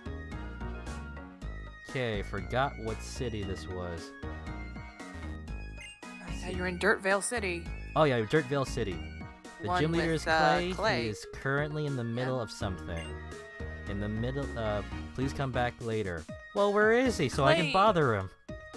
I'm not gonna lie, Clay, they kind of got him spot on into looking like one of those, like, Texas CEOs that you can tell is about investing in the military and gun rights and might be a libertarian, but... Yeah. What gave it away? The giant hat? I don't know, maybe the briefcase, the raps, the fact that he's like a no-nonsense kind of guy, and he's like... He's so grounded, just like his Pokemon. I mean, he looks like it. I just like to think he actually just hates his job and he hates his life. He just is like sad all the time. You're a Pokemon trainer. How the hell do you hate your job? Clay's a CEO of a company. Maybe he hates his job, like being a CEO. He's like he's got to deal with them kids and deal with incompetent employees, or he's got to deal with his employees unionizing because he pays them shit. And they keep enforcing these class action lawsuits against me. These freaking employees are so entitled because you groped one of them. So apparently I have found I think one of the sages from Team Plasma, Rude. Okay, found the church. Yeah, that's right. We should bring in Satan in it. Yeah, Julz Chan comes to a church. Yes. In a Pokemon battle, do you find this acceptable? Yes. Let us begin. So much blasphemy I'm going to commit right now. But it depends how powerful are. Oh, it's just feel. It's just feel. It's adorable. I'm gonna have to crush it now. No, is it a female Spiel? No, it's male. Damn it! I think there's a high male ratio for Beetles. I'm sorry, little Spiel. I'm gonna have to hammer arm you now. It kills me inside a little to smash a little Spiel. No, the Spiel generation is 50-50. Oh. Nidorino. Let's see. That is, that's poison. Yeah, it's just poison. Groudon will be fine, but I don't want to use Groudon all the time. I don't want to keep using Kaiju. Steel? Steel works pretty... Oh, no, Nidorino's poison. Just use a Steel type, because poison won't affect it. Yep. Go on, Aegis. I think out of all of the legendaries, the Cobleon and all the other deer-like Pokemon is they didn't really interest me all that much. Yeah. It's oh, horses and deer. It's but we already have Xerneas. That one actually. I mean, cool. Yeah, Xerneas is really cool. I mean, it's also sort of immortality, and that's even more epic for a title. Mm-hmm. But I know that those three deer are based off the Three Musketeers. Yeah. Yeah. By Three Musketeers, I mean the candy bars. Huh. I never really cared for it. I'm surprised that this church isn't, like, erupting in fire right now, seeing as how I have Pokemon Satan. I mean, we're assuming that, like, their religion is the equivalent of a Christian, like, Catholic religion base, but I'm just assuming they just worship Arceus and whatever. No, they don't worship Arceus. That's Sinnoh region. They just worship the twin Pokemon, Reshiram and Zekrom. Okay. To them, this is just like an alien. Oh yeah, the Team Plasma stole, like, his sister's Hugh's Purloin.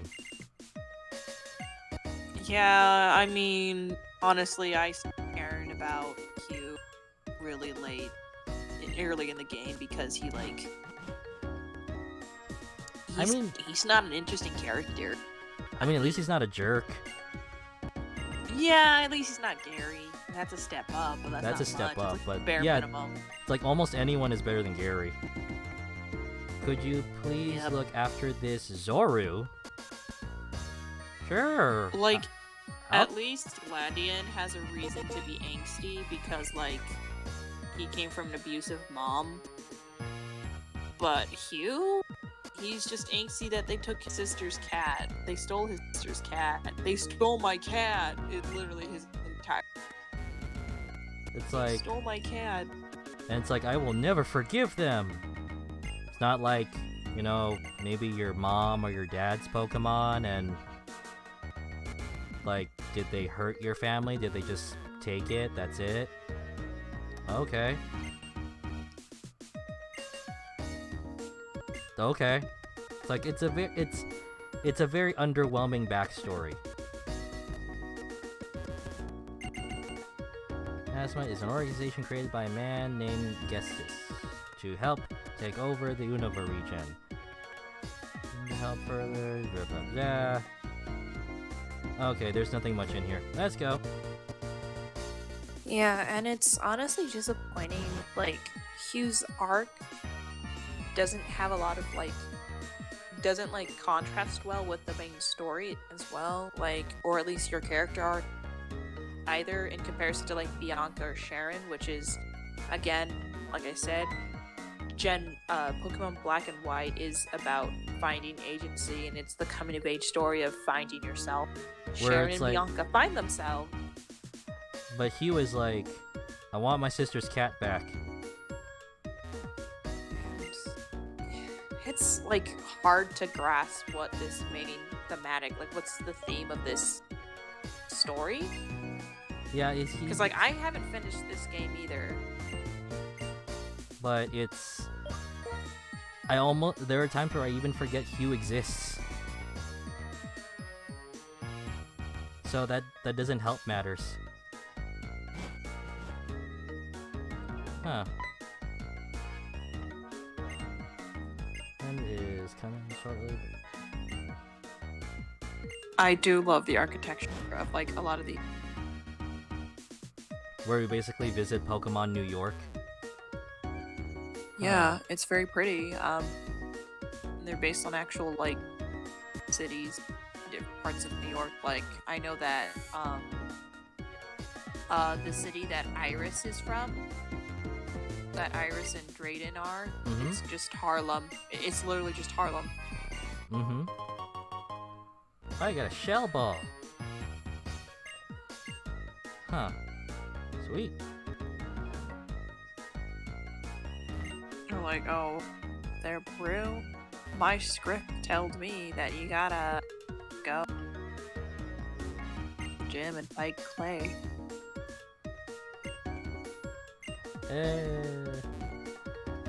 Yeah, it's just that he's not there. It's like, where was Clay in the game? I believe, at least I remember, he was in the ice. You had to go through the ice area to get to him.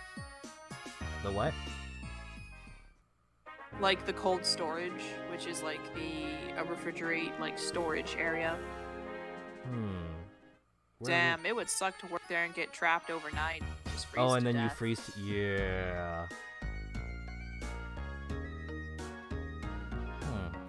Oh, I spy a Pokeball. Let's see, what is this? Calcium, which, what does this do again? Calcium is basically an EV boost, and I believe it boosts your like defense. No, that's an iron. I think it boosts your special defense or your special attack. I know because I do a lot of EV training for some reason, even though I do not competitive play Pokemon. Let's see, where would that whole cold storage thing be? I think it's down to where we try to go. I don't know why he's not. Like, did you just get stuck in there? Luxury suite. Oh, this is a hotel. Never mind. That's a hotel. Did you go inside the actual gym and ask the person where he might be, or? It just said like he's in the middle of something. That's all he would tell me. Where is he at? You cut out there. Like, it just said that he's in the middle of something. Let me tell you, play is tough. Even if you have to use against ground type, water type Pokemon, you might we have a Kyogre. Even if you... Oh, apparently after challenging the church, we could go in. Welcome. Okay. Hey, we just had to clear that.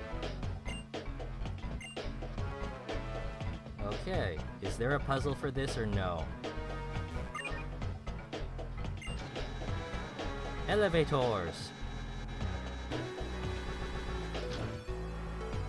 Okay. We're battling the ground guy. Welcome to the Griffvale Gym. This is for you. Fresh water! Aw, that is so sweet. A water bottle. Don't the water bottles still have HP recovery than a potion does? Yeah. The only problem is that you get it from a vending machine and you can only get them one at a time. But they're so much better than a potion. Yes, they are. Man, this piece of modern technology cannot beat basic basic hydration. Hydrated. Just remember to keep hydrated, people. Yep, sending a good message. You may have science, but can you stay hydrated? Yep. No, you can't. Take that, Gatorade. But of course, the lemonade also does the same thing too. And even soda pop, which, yeah, these are better. Okay, Challenger. Yeah, I'm assuming the lemonade's the closest to Gatorade we'll ever get. Worker Noel, he sends out a Vanillish. Yay!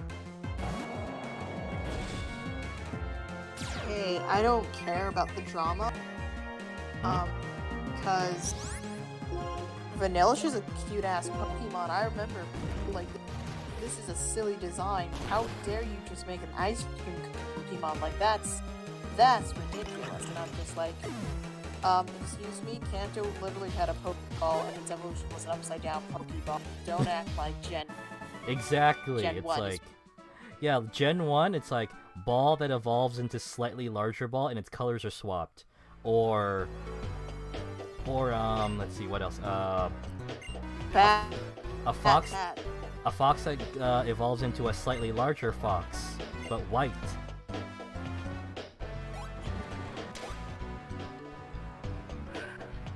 It's like, don't pretend that the Gen 1 was innovative and 100% original. It's like, Ekans and Arbok is just Snake and Cobra spelled backwards. It's like, I mean, if it was actually no, Klefki is kind of adorable in its own right. Okay, but Klefki's cute and actually pretty good. Yeah. Vanillite is let's see, Worker, Tavris, a Skitty. Aw, it's a little skitty. Skitty is just... What's a skitty? Like, what's its type? It's just normal. Which means Sammy can take it, even though it's 6 levels higher. Yeah, hopefully. Is it their only Pokemon? Because Skitty can learn Assist and use it. That's something to be worried about. But honestly, Skitty doesn't have good stats as a Pokemon in general, so we shouldn't be bothered. Shadow Sneak. Take it, Sammy. What? I think normal type aren't affected by ghost type moves. Oh crap. Oh no, it learned Copycat. But it doesn't affect Sammy. Okay. Just gonna throw rocks at the cat. Ancient Power! Copycat, which does not affect Sammy.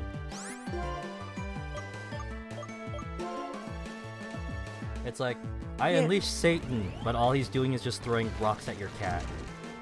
Or you can just do Slash. Oh yeah. It's trying to charm... Oh, but it's still working. Okay, I'm thinking of a trap. You're gonna try and seduce Satan? Joke's on you, Satan's genderless. And then somehow it works. Well, you were able to seduce a genderless Satan. I don't know anything anymore.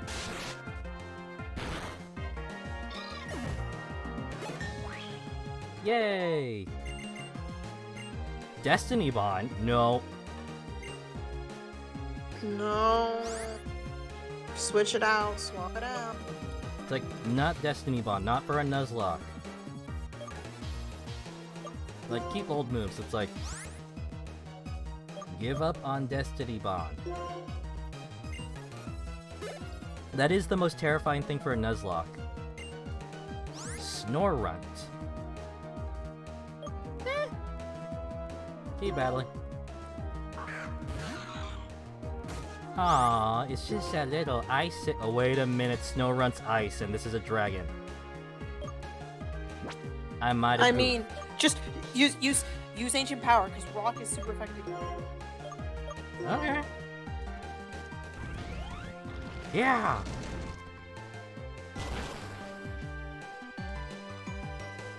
No. Okay, it did a lot of damage, but not enough. Okay, Snowwind did not do that much either. Yeah, just keep using that Ancient Power.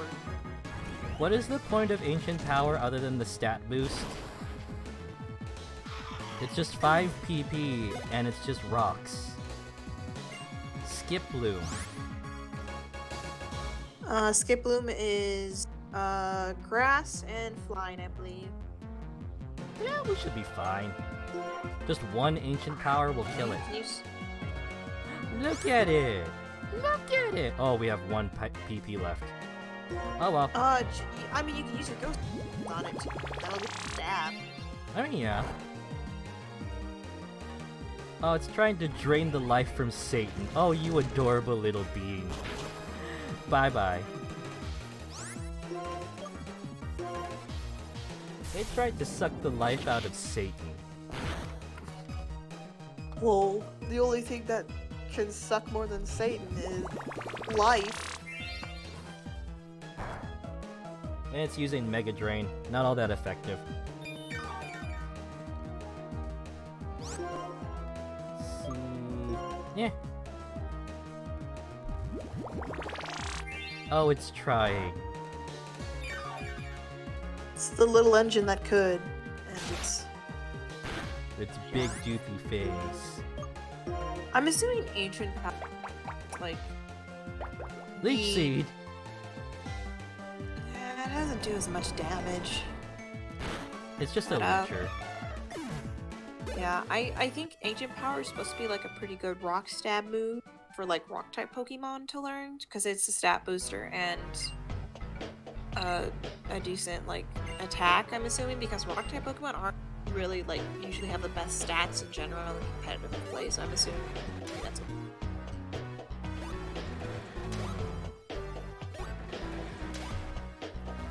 But for some reason, almost every legendary Pokemon has ancient powers. I guess it's also for an aesthetic choice. Yeah, it's just for aesthetics. This is my aesthetic. Rocks. It's my legendary aesthetic.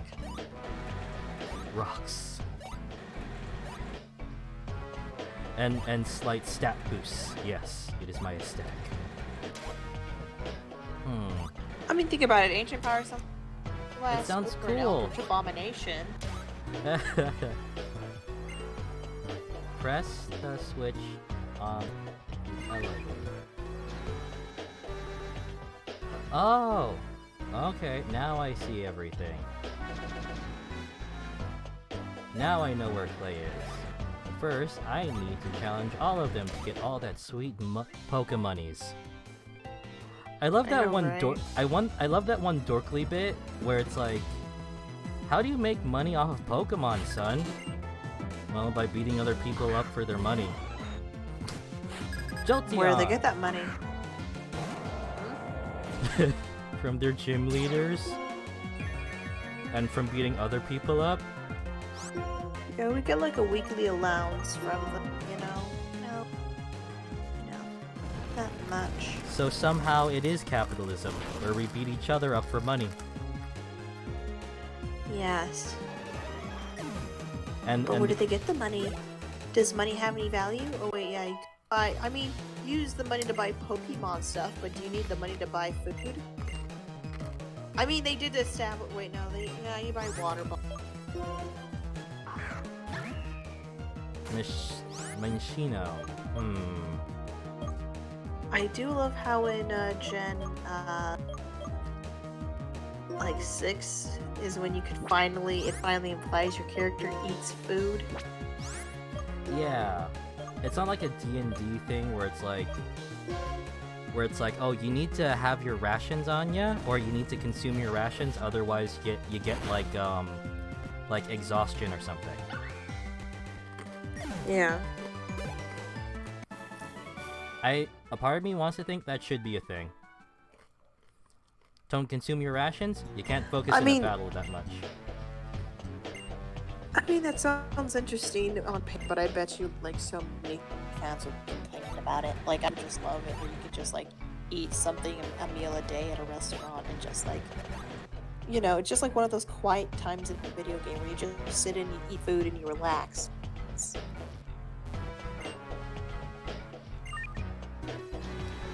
Huh. How's this damn elevator thing work? I'm trying to figure out this puzzle.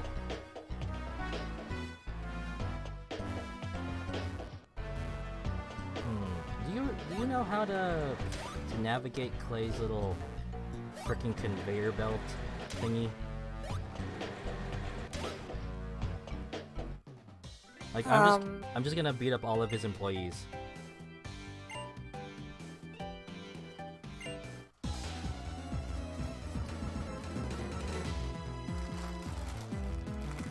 It's like, I love Pokemon, but the damn puzzles. I think you just gotta press the button. You gotta keep find more switches, and you can finally get to Mcandrew.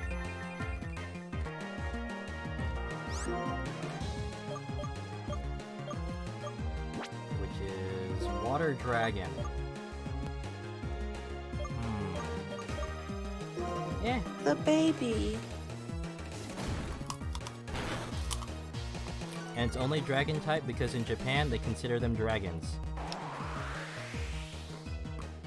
Yeah, finally. It's actually type when it had the title Dragon Pokemon, the Kanto region.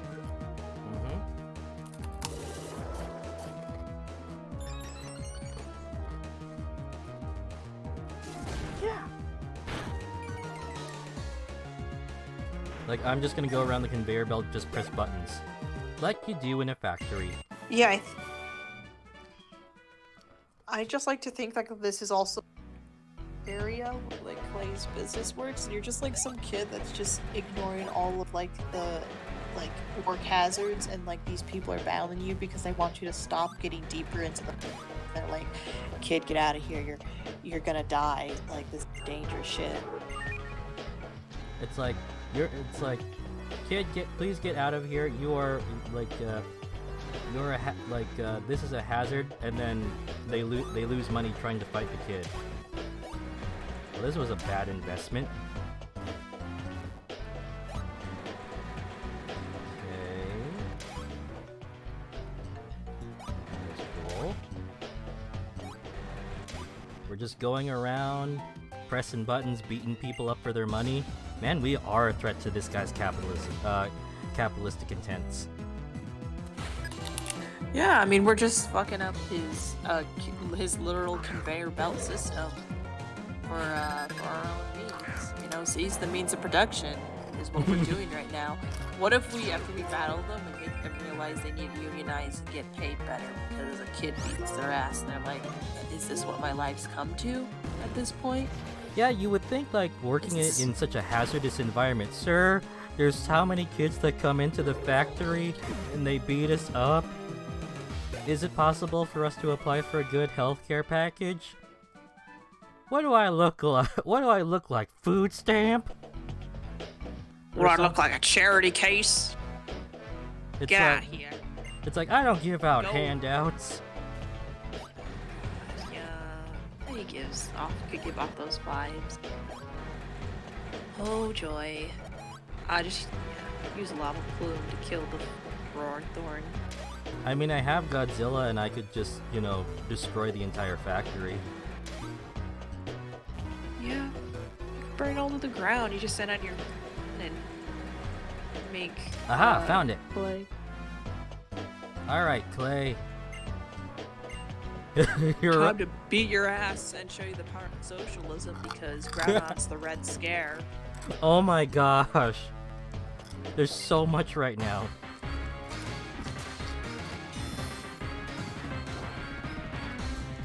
Look at him, his giant 10-gallon hat. We'll be like, hey there, bitch, it's time to seize the means of production. And I'm all out of production. I guess I gotta seize your means. A Dunsparce. Aw, Dunsparce needs an evolution line. Yeah, I don't understand what Dunsparce is supposed to be. Like, It's a bee. It's a wasp. I thought it was a cave snake. I mean, that's how I look at it. Wait, how did it... Huh. Clay and your hyper potions. Oh, it's okay for you to use hyper potions and take care of your Pokemon, but your workers get fucked over by a kid? It's like, screw this guy. Oh no, it's using Dig. And somehow, while it dug underground, I used Earthquake, and then it used Dig. It's like, okay, fine, get crushed under there. Did it just dig underground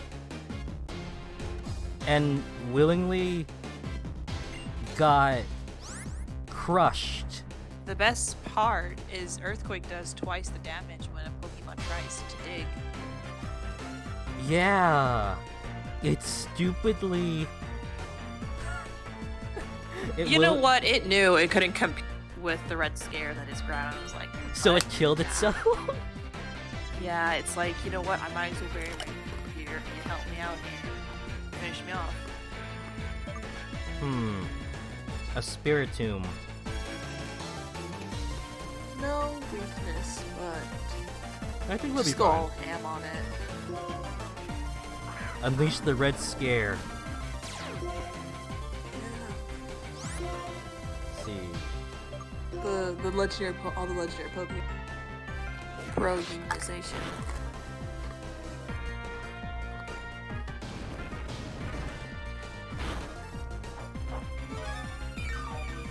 Dang I you looked at and... theories that we. Oh yeah. Use it. Dang Citrus Berry. Stop sucker punching me! Okay, I'm not taking any chances with a ghost type. Paralyze, heal. You know, I keep forgetting to stock up on paralyze heals and whatnot. It's just that there are so many status elements. Earthquake! We're gonna kill a ghost with an earthquake.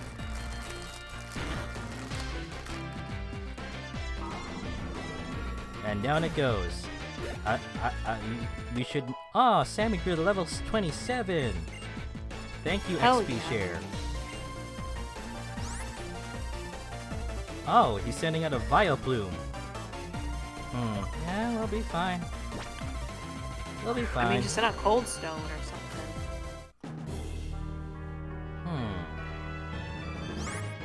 Yeah, let's give our starter some... Yeah, our starter's actually been... Our starter's been neglected for a while. Wait, so was the Articuno your starter? Yep. Holy shit, they actually gave you a starter Pokemon that was a legendary. Yep. I loved it. Cold Stone avoided the attack. Let's freeze this shrub. Oh, dang with the poison powder. How dare you poison such a majestic thing? Die in the cold! Don't you get it? It's symbolic for Clay's toxic masculinity and toxic capital.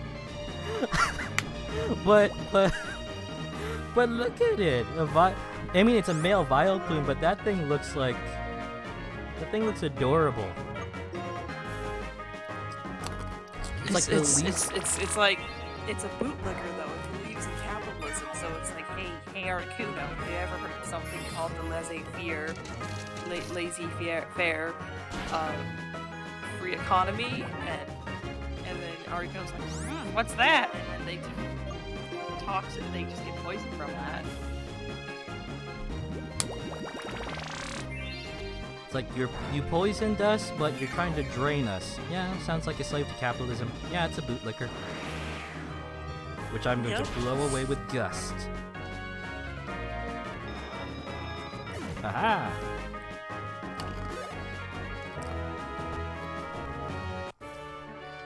Yep, we defeated Clay. The company's ours. And so we decided to basically cut the entire CEO's budget of Clay's entire budget and make it go into paying people's welfare and benefits for the employees. Yay.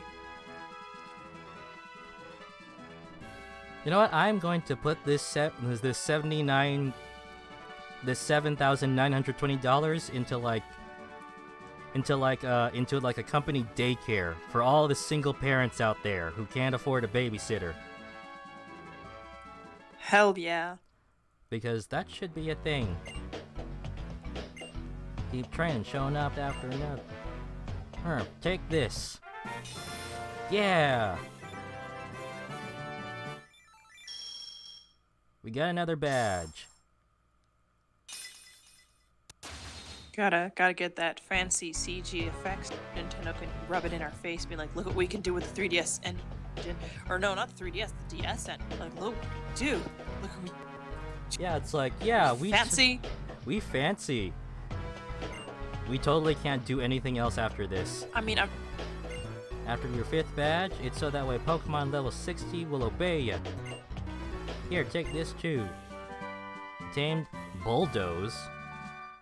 I do respect the amount of like graphical detail they put into this game. Like they really try to push what they could do with the DS engine, and I can respect that. Yeah, it's like holy shit. I just wish I had a better computer so I could appreciate it more. Oh, looks like Clay is taking us up to the upper levels. Good dancers are crucial for putting on a show. Wait, we're gonna dance? Yeah, because... Wait, what? Good dancers are crucial for putting on a show. I don't like where this is going.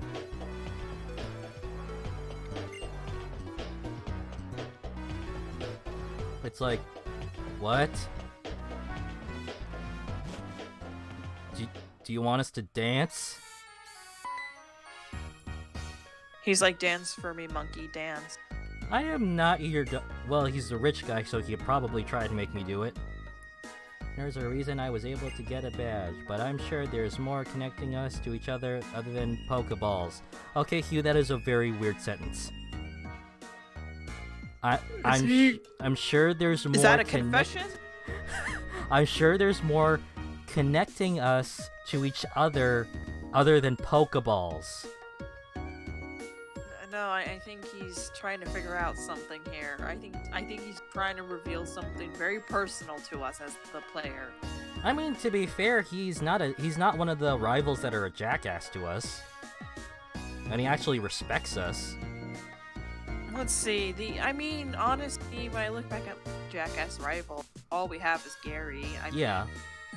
Brandon, I guess could fit in it because he makes the sexist comment when you first meet him. Yeah. But other than that, you whoop his ass. We're still in. Again,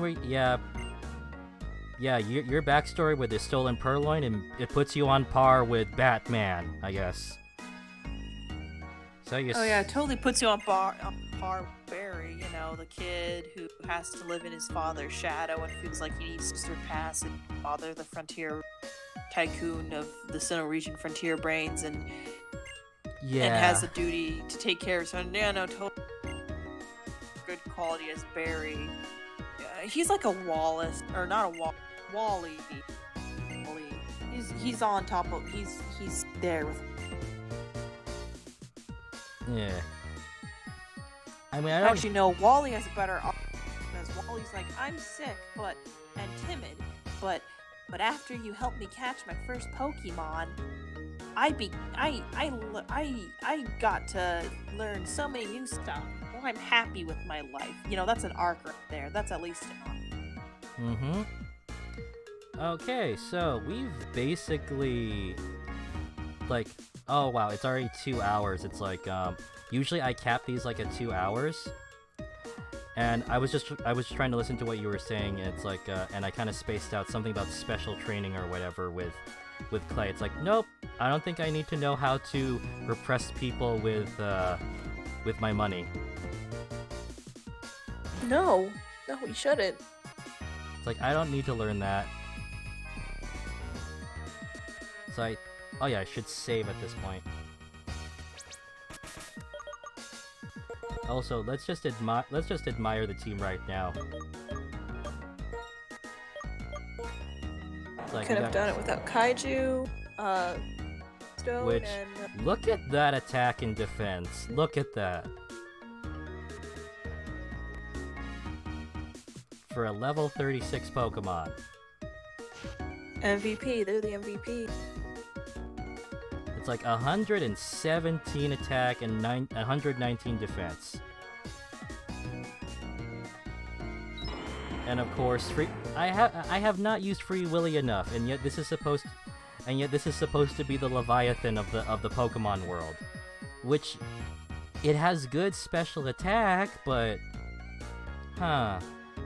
it's attack and defense and special defense not so good. Yeah.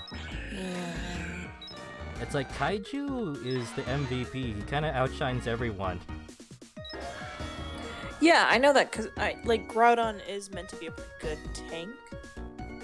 Like a very big one. Stomps over everything. But at least Sammy's leveling up. Like, who's a good Satan? Who's a good destroyer of worlds? Let's see, it's serious. They are. They're our Eldritch Abomination. They break the fabric of reality, and I respect that. I feel like we don't have enough.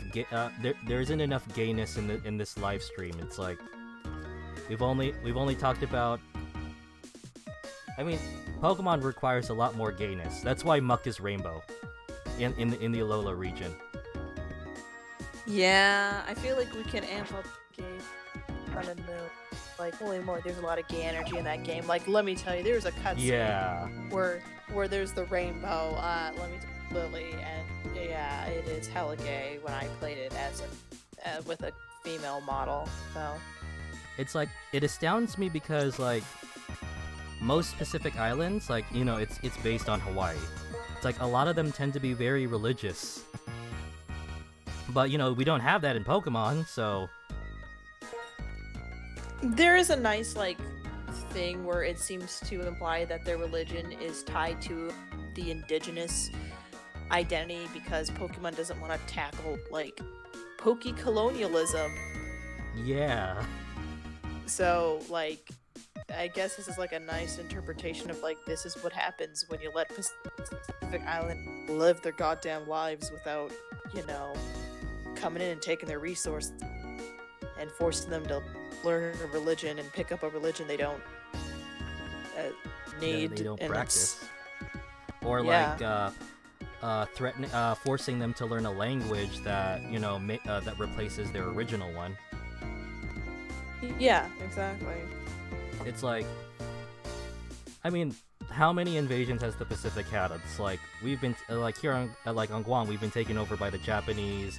We were saved by the Americans, and You're a U.S. colony, literally. yeah.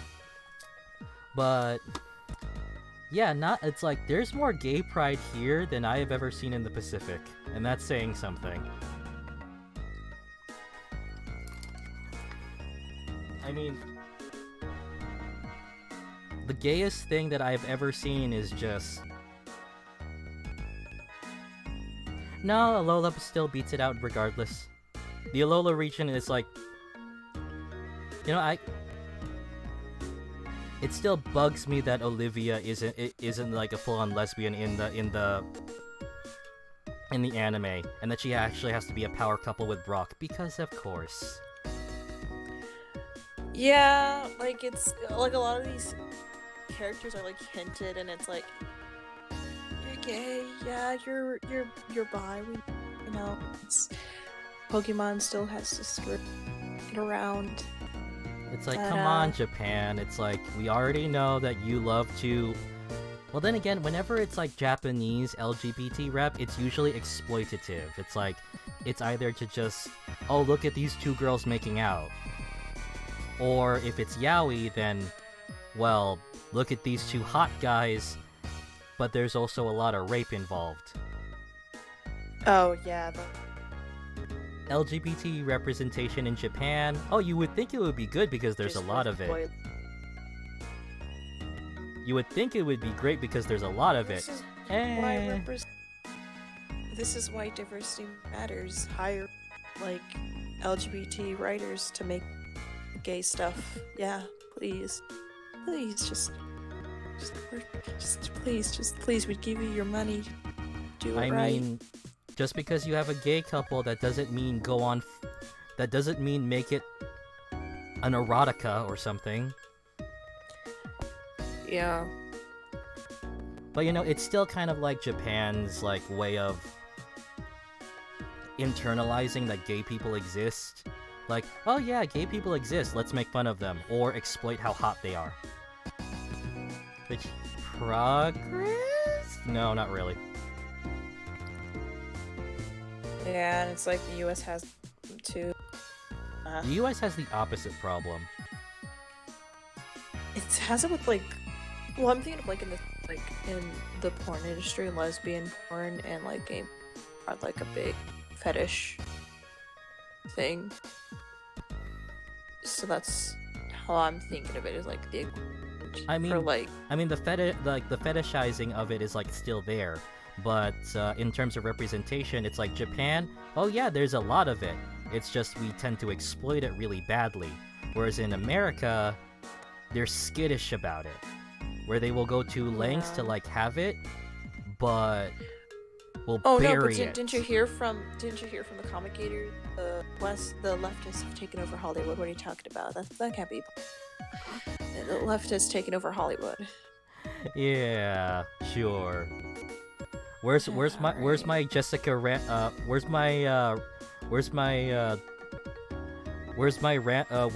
Captain Marvel getting together with her friend? Was it Jessica Rambeau? I think so. Yeah, it's like Yeah. those two love each other so much. You know, Brie Larson, like, even said, she's like, oh yeah, Miss Captain Marvel's bi, like, get her a fucking girlfriend. And I'm like, thanks. Yeah. Or I think Yeah. Captain Marvel and Valkyrie are gonna get their own movie too.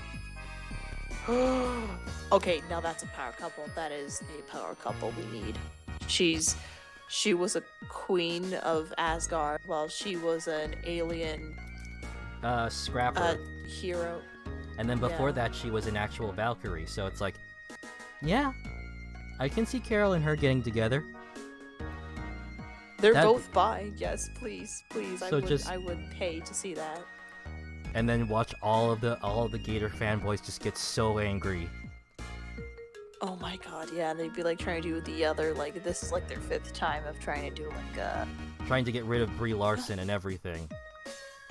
Yeah, and trying to like do an not an embargo, but It's like, man, missing with words. It's like, guys, you hate Brie Larson just because she said something feminist? Like, actually, yeah, they would get mad at that. Just the mentioning anything feminist-like or diversity, like even just mentioning it, it's like their trigger. It's like, that's my trigger word. How dare you? Oh, and then god. doing everything in their power to discredit the movie as much as possible. Oh, you guys are pathetic. I mean, I'm not a big fan of Captain Marvel the film. I thought okay, like it was the mediocre. I was like, Like it's okay, but it's not the greatest one. It's kind of like on the level of Doctor Strange or yeah, but like Doctor Strange had the visuals that made it stand out a bit. Yeah. I'd say. It's like it's a start out movie. Where is it? It's like the Iron Man, not the Iron Man 3. Iron Man bad. What am I thinking? It's a starter movie, is what it is. It's just like, it's an intro movie. It's like, because we've gotten so into like all these characters with their great progression. Like, we've seen how they've changed and how complex they are. Seeing a new person, it's like they're just very basic level intro. Yeah. It's like, it wasn't the most amazing thing in the world. It wasn't the most groundbreaking thing, but that's okay. It's an intro movie. Like a lot of the other first Marvel movies, like with Thor, Captain America, or Iron Man, it's like they were just basic intros. Yeah. And this one was just. Now that I think about it. And Captain Marvel came just before Infinity War. Mm-hmm.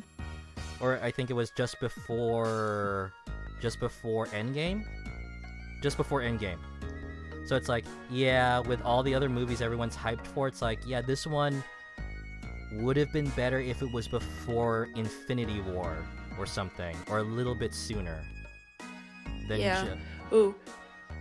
When you said about Valkyrie and Captain Marvel, I'm thinking like, oh yeah, there should be a scene of them like trying to one up each other to impress each other. So they're all like beating up, like there's like an arm going, they're beat both by hand, all with their fists, and like it eventually turns into a confession of like Captain Marvel and Valkyrie asking each other out. And, like they both say at the same time, and they both laugh, and then they kiss, and then I want that, and then like there's explosions in the background because it's hella gay. Just I can see it now. I mean, when Captain Marvel appeared in the movie, I mean, like in Endgame, where she's among the crowd of ladies, it's like, which one of you is she gonna ask out? I mean, dang, she could ask anyone out and she'd probably get it. Don't you think? I mean, Peter was starstruck. Peter was starstruck by her. Oh, sweet Peter. I can see. I miss the boy. That whole thing with Tony Stark at the end was sad in Infinity War. I still have to go. We can expect Homecoming. No, Far From Home. To like, yeah, this is the aftermath of Endgame. This is gonna hurt. We can already tell it's gonna hurt. It's like we're all gonna be It will. crying. But I'm ready for it because I actually do enjoy it. I do like the actor who currently is Spider-Man. Yeah, Tom Holland is sweet. And also, we Yeah. have Mysterio. Mysterio of all characters. It's like, yes. Yes, I've heard Like, so many of my friends are like, I want my boy on the big screen. I finally see him. Hell yeah. fishbowl costume and everything. With the stupid fishbowl helmet. It's great. It's like, you know, we're doing comic books. Let's just go all out with it. Let's see. So, like, yeah, in terms of LGBT rep, Pokemon can do so much better. Like, Japan, you know that gay people exist, but then again, it would get dubbed over when it gets localized. Not only that, but Pokemon nowadays has an international team. Like, they're at that point where they're collaborating with Nintendo of America, Nintendo of Europe, translating different stuff, and they do have some American and like English writers and artists and workers in their teams for their creative stuff. So I'm assuming, that it's not just a Japan thing now, and now it's just like, It's an international thing too. yeah. And also, this is for kids, so it's like, conservatives worldwide, they'll have an excuse for it. Like, it's for kids, it shouldn't be in there. Kids are I smarter. mean, least we forget the Pokken drama with the mom. It's like, why does Blaziken have a dick? And it's just like, cause that spiky and in their crotch area, the mother thought it was a penis, and the parent was like, "What?" The child was like, "What, mom? I'm just playing Blaziken. I'm just playing Blaziken for a Pokken tournament," and it's just like, man, that was just so awkward. That was like, so. What penis? Yeah, like, what the hell? Underneath the floof? Underneath the feathers? We'll never know. It's like sometimes parents in Pokemon don't mix, and that's why all the parents in Pokemon are neglectful. Well, except in this generation where our mom actually does call us. I know, this gen where your mom actually cares and checks up on ya. And I think in Heart Gold and Soul Silver, she actually does check up on you more, but she hogs your money. She only calls about your money. Exactly. She's like, "Hey, sweetie, I bought something with your money," and I just keep thinking, and I kept getting them a lot. So for a while, I was like, "What is my mom buying? Like, where is she going to buy all this stuff? Like, where are you going to get these rare berries and this water stone? Are you following me? Yeah, or like, using my money to pay for her expensive, lavish luxury vacations? Holy shit. That's why I don't have a lot of money in this region. It's like, oh, sweetie, you have a Lopunny and it knows payday?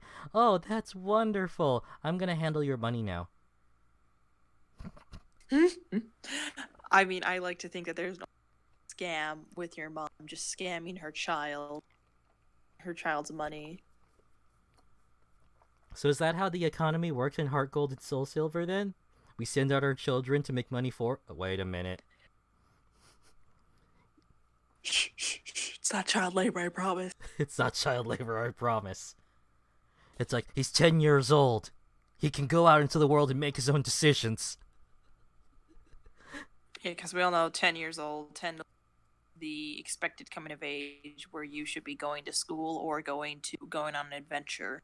I'm 10 years old, Mom. I can make my own decisions. What's funny is this Gen 5, these people drive cars. Like, there's cars here. They're moving. They're driving. And we even see, like, unattended children. It's like, this has got to be the most laid back. In a world full of monsters, it's the most laid back. In a world based in New York, this is the most laid back New York I've been to. Yeah, it's like, where's the muggers? Where's the people that'll flick you off? Where's the drunken hobo passed out on the sidewalk? Where's the poverty? It's like, where's the toilet phone booths? And where's and they're just like, and then they just be like, well, you see, we got free fucking healthcare and benefits, so poverty's not that big of a problem. Like, wait, what? Yeah, and it's like, you could just hop into the hospital and you'll be fine. And it's like, and like most of us just become Pokemon trainers anyway, and that's how we eke out a living. Or we dress up your Pokemon, or we make stuff for your Pokemon. Holy shit! What was that New York S city? Forgot what it was. Rhyme City. Rhyme City. Oh no, the one in this gen. Castelia City. Yeah, Castelia City. You get to meet the developers of the game in one level. There's like a building that's literally just like the building. It's like the work area of Game Freak Studios. It's like, I beat you up for your money. It's like, I am the head of Game Freak now. It's like, and I say National Pokedex. But we're going to avoid crunch. We're going to develop a patch over time.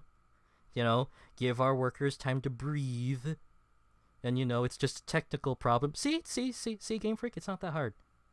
It's like, and then like the Pokemon trainer just walks in and be like, "Hey, where the Pokemons be at?" And then like, "Holy fucking shit! How the hell did you get in here? Who let this kid in?" And it's just like, it cuts to the Eric Andre show where it's all like, "We'll be right back," with that whole like cut in the wall. It's like, yeah, your receptionist just let me inside. Man, this world is like the most laid back ever. Like, I could just walk into people's houses. They won't beat me up and throw me out. I can take stuff from them. I can beat up their pets. Man, this is a socialist utopia. It is. It's a socialist utopia that has some alignment with capital. Appealing enough for capitalists. And we just beat up a capitalist. But yeah, we are at 2 hours and 27 minutes. Again, thanks so much. I keep trying not to say your full name, Isabel. Isa.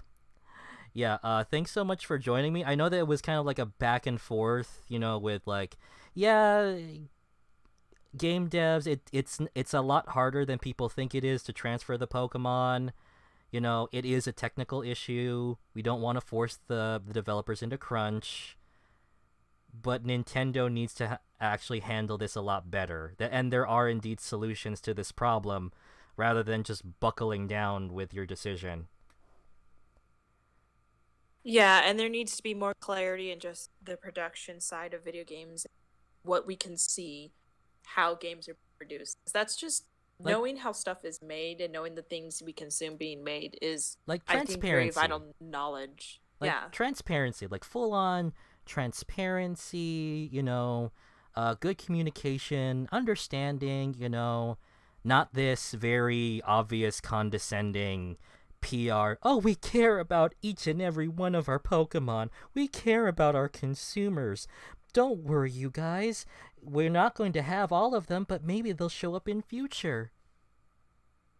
there is I think about why some game devs and some game studios don't want to be super transparent all the time is because in the production of video games there's a lot of cuts, there's a lot of changes, there's a lot of features that just get taken out, there's a lot of stuff that gets edited for whether it's for being able to be in regional whether it's for regional laws or what.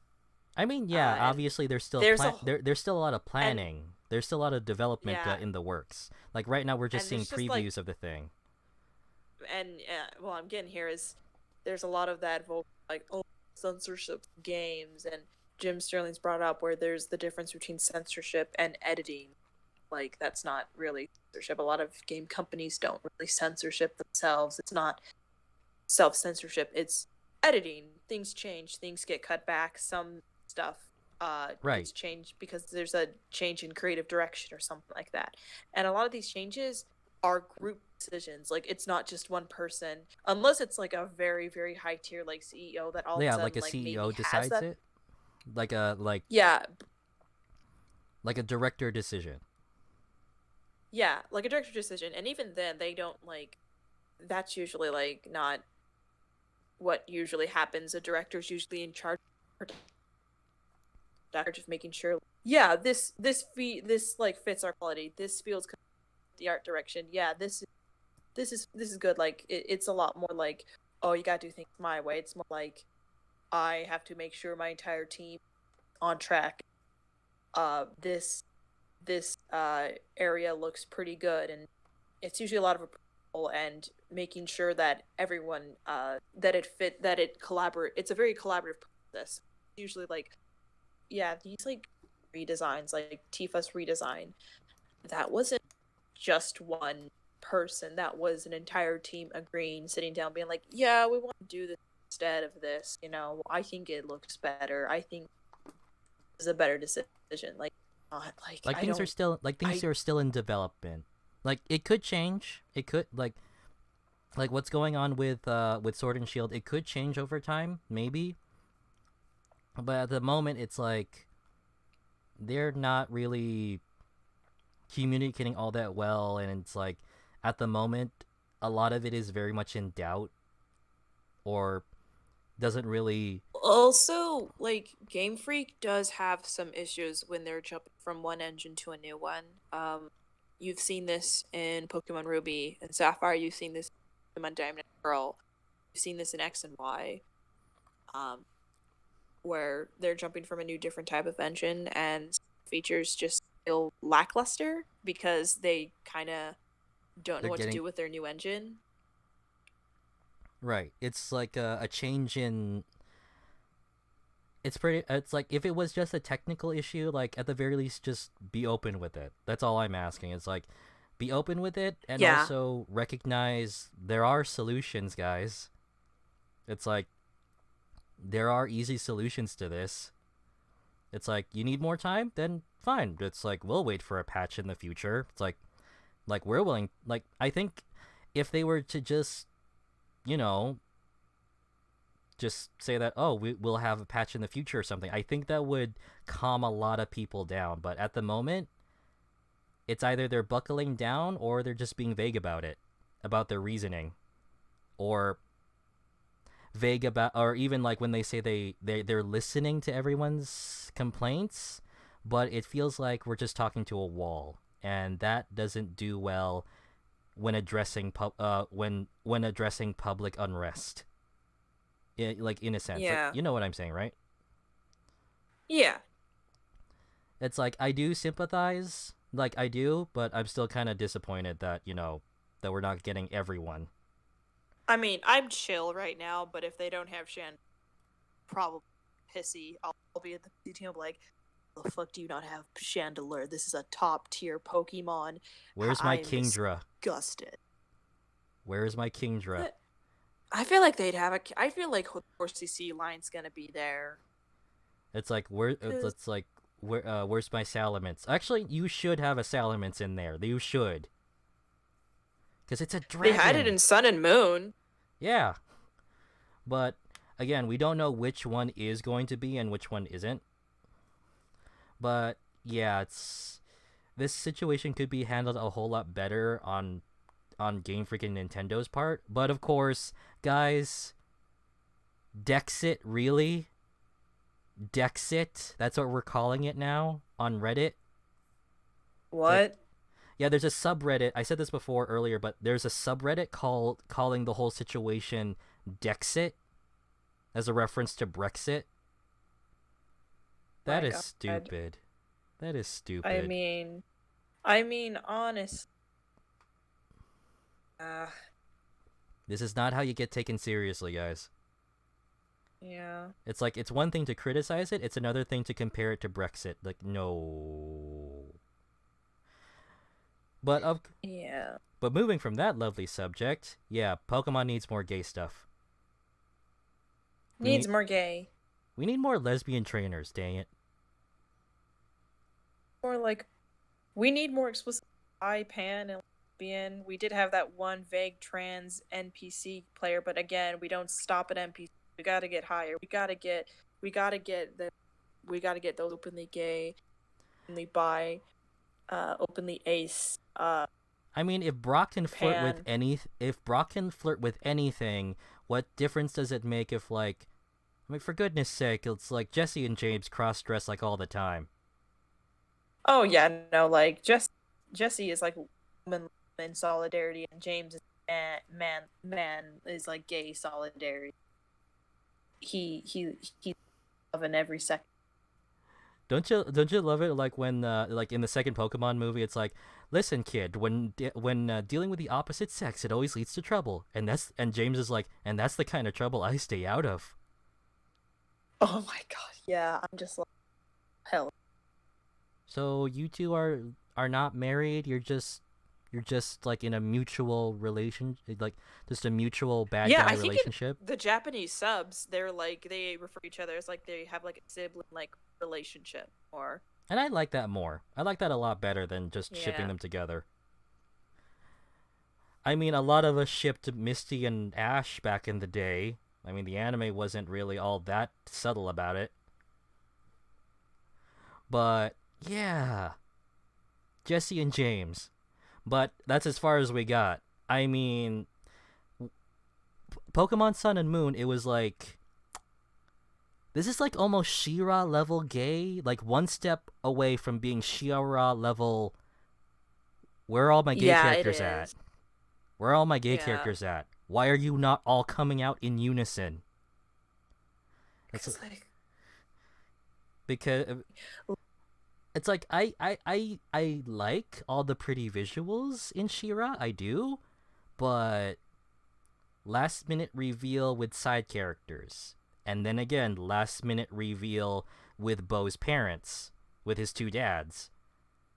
And then there's the supposed relationship between Catra and Adora. Supposedly.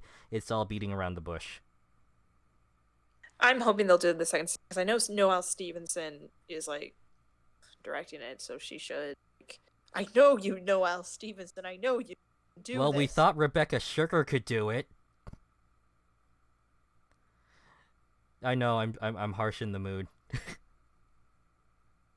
I mean, Steven Universe tries. It did a lot for LGBT rep, but we can push for more. We can keep this going, guys. We can settle. We can do it.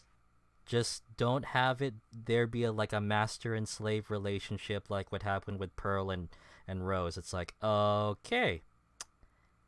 That adds a whole new level of messed up. And it's like, oh, she was a diamond and she lied to us. Okay. I don't like that twist at all. I wish they just kept it. I wish it was like Rose shattering Pink Diamond, and it was a morally gray kind of thing that Steven had to cope with. Yeah, and it's like Pink Diamond was a kid. Like, I liked that interpretation where it's like, oh, Diamond's a kid. Like, this is a child dictator. Like, yeah, this is bad, but like, but like the gray area of like, they commit war crime. They all do. But, just because, a creator is LGBT, it's like, guys, are they going to commit? Are they going to commit to it? Are they going to add, like, something wrong with it? Like, that's always my concern. It's like, with Loudmouth, what they did with their show, the guy writing those episodes, it's like, dang, how do I... My brain's farting right now. But the dude was actually a white man, a white straight man, and he was able to have two kids, go on a date, and very obviously like each other. It's like, you guys are getting outclassed by a straight white man. I think we need to hurry it up. But yeah, it all depends on. It's not so much an issue of talent, but rather someone's willingness to commit to it. Like actually, I think also like Steven Universe has a bunch of writers. Like they wrote writer. I think what I've heard some interviews with Rebecca Sugar is that like Cartoon Network is very, very set on like one shot, not vignette-esque shows than having like a straightforward. So I think I've heard like there were some parts, and like I know that Rebecca Sugar had a fight to have that scene with Pearl and Ruby getting gay married, but like. Oh, you mean Ruby and Sapphire? But here's the thing. Yeah, sorry, Ruby and Sapphire. Yeah. But it's just that all you have to do is put your foot down. It's like, if they say no, then it's gonna make them look like bigots anyway. It's like, all you gotta do is just say, no, I'm having my gay wedding episode. Or, it's like, no, I'm going to have these gay characters, whether you like it or not. Because if they... they did. And if they reject it, then... How much of a field day would the press have knowing that Cartoon Network or Disney or Nickelodeon said no to gay characters? How much of a field day you think that would be? Tumblr would descend on them in an instant. Or at least what's left of Tumblr. Ooh. What's left of Tumblr? It's still kicking. It's even after we removed all the porn and all the sensitive topics. But yeah, LGBT rep can still do so much better. You like see my Stop Burying Your Gays video, which, man, I was fighting off a bad sickness with that, and it kind of shows in places. But my rage was pretty much. I was able to get my rage across. Good. Let that anger feel drive you to strive for more. That's what I'm always for. I mean, it's like, you know what? I am tired of all this weak-handed, easy praise. It's like, okay, nope, sit down, and I'm gonna talk. But yeah, it's like there's a lot of hinting in Pokemon. There's a lot of supposedlys, maybes, but and there's several headcanons. Many headcanons. So many headcanons that we love. You know, like Guzma and Kukui. I like Silas. I could see Silas and, maybe Ash, maybe. Yeah. Or let's see. What is his name? There is another one of the captains, the fire type captain. In Sun and Moon has his friend Hiker Dan, who just like photobobs the shit out of it. And he's like, "It is my friend Hiker Dan. Go Hiker Dan." And it's just like, I feel like this is more than a friend who would come to all of your captain trials to photobomb shit. I feel like this is like a life partner of theirs or something. Maybe I can see the ships for that one too. It's like it's just. Yeah, it's like, that's more than just a friendship right now. That is just... Huh. Those are partners. It's like, it's more than just a partner. Also, all the hiker sprites. Jeebus, yeah, this is a tourist. This is clearly a tourist. Yeah, there's something that I always wish that Sun and Moon tackled that has been an issue with, like, because Alola definitely takes a lot of inspiration from Hawaii, is the whole tourism market. They never tackle that. Yeah, it's like, it's Hawaii. Would. Where's all the hotels? Where's the mass exodus of tourism? Where's all the people, like the locals living in the forest because apartment rates are too high? Yeah, that's a thing. That's a depressing thing to think about. It's even something we're tackling here. Like, all I can gather from this is that, like, Alola didn't get colonized and managed to utilize its own tourism company stuff. But, like, I don't know. because this is still kind of in like a tourist lens interpretation than a decolonized narrative. So it's like, It was able to keep. It was able to keep its It was able to keep its culture. That's what. And but then also, there's also like a really yikes of like Purse Cookies like, oh, we gotta like build an Elite Four on our top on the highest like sacred mountain. Would like sure we used to like just have you battle all the captains and the kahunas in a row and then you would in the mountain, but no, we're gonna build an Elite Four on top of it and do some construction onto this mountain, our sacred mountain. And so there is a kind of like maybe this implication of like this traditional like nation is trying to modernize itself by trying to reinforce the like Pokemon League structure in order to be, because like there's an offhand mention by like now the Pokemon League Commission will take us seriously, and it's like okay, so like that's kind of creative. Yeah, that was an interesting like world building tidbit of like okay, so Alola's not technically considered part of the like Pokemon League system then. It's but in order to do that, it has to respect the laws that the Pokemon League did and not the Pokemon League respecting the traditional laws that this region had. And so it's like maybe they're like an exception, maybe, but then again every other region obeys the same system of the Pokemon League. Huh. Yeah, it's like it puts that into question. Is it fully acknowledged? Is the Pokemon League system in Alola fully acknowledged? Is it considered credible? Is it like its own thing separate from it and it's just a tourist thing? Yeah. I do know that like only people like from like only kids that turn like it's a coming of age thing to do the captain trials, so it's like it doesn't seem to be treated like a tourist thing. But still, but it seems to be something that only like a do, and it doesn't be like, oh, I'm from the region, I'm doing captain trials. It's like, no, these are all like people doing it are typically natives, or like for you, you're like a new citizen, and this is like you're welcoming into the new land. Like, yeah, this doesn't seem to be part of the Pokemon League. Then it seems to be something entirely unique.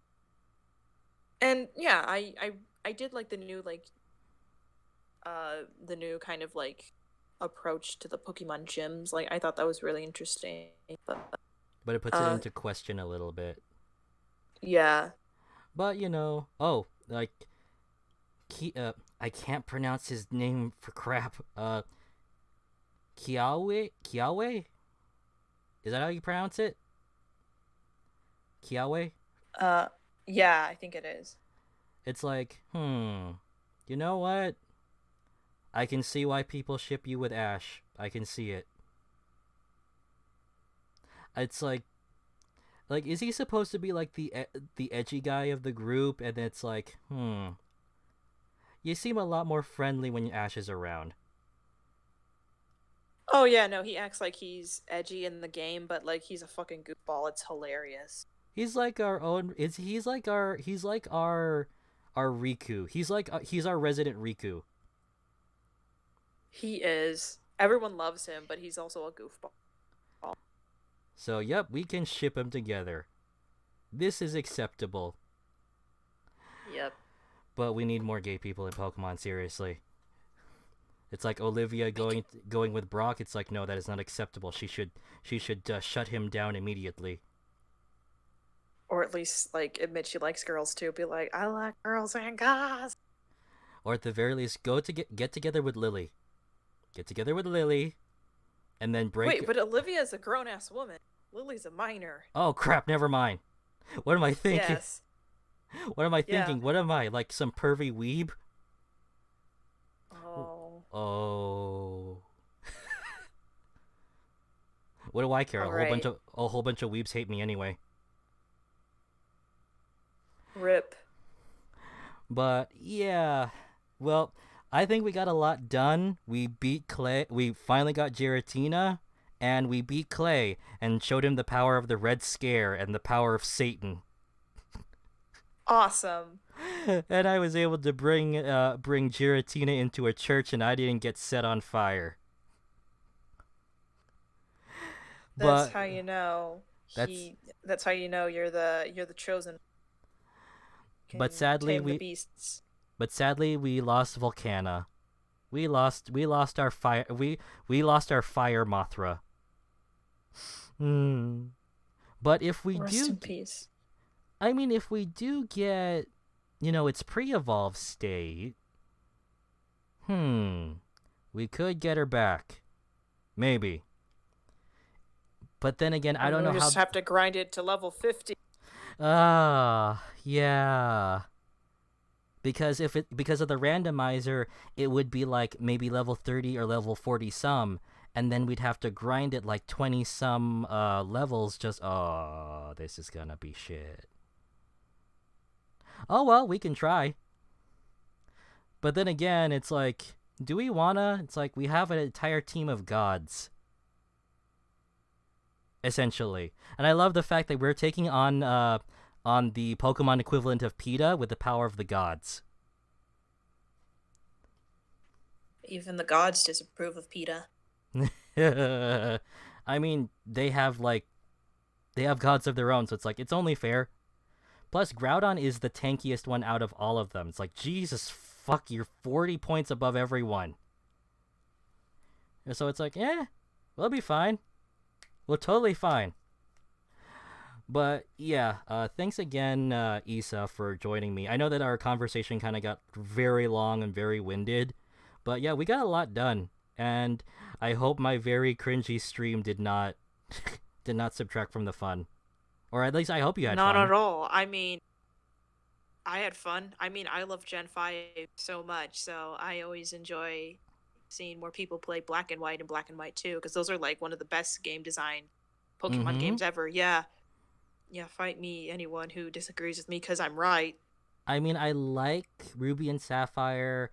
I like Heart Gold and Soul Silver. I mean, I even love, I still need to get the. It's like my problem with Kingdom Hearts. It's like, yay! I like these games are out. I don't have the consoles for them.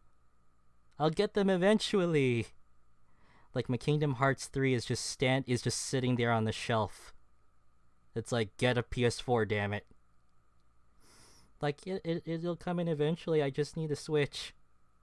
I just need the Switch, that's all. For Pokemon, for Pokemon. It's like, it'll get there eventually.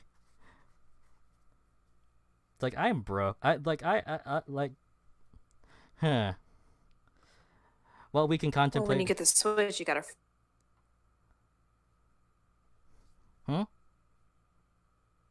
Well, when you get the Switch, you have to make sure to friend me, of course. Yay! And then I'll kick your ass. And then I like to see you try. Then it's a complete team wipe. It's like, oh, damn it. Then again, you were able to spot the fact that Hatram is steel and fire, and like, oh damn, I used a hammer arm on it. What did I do? But then again, a Heatran killed Volcarona, so it evens out.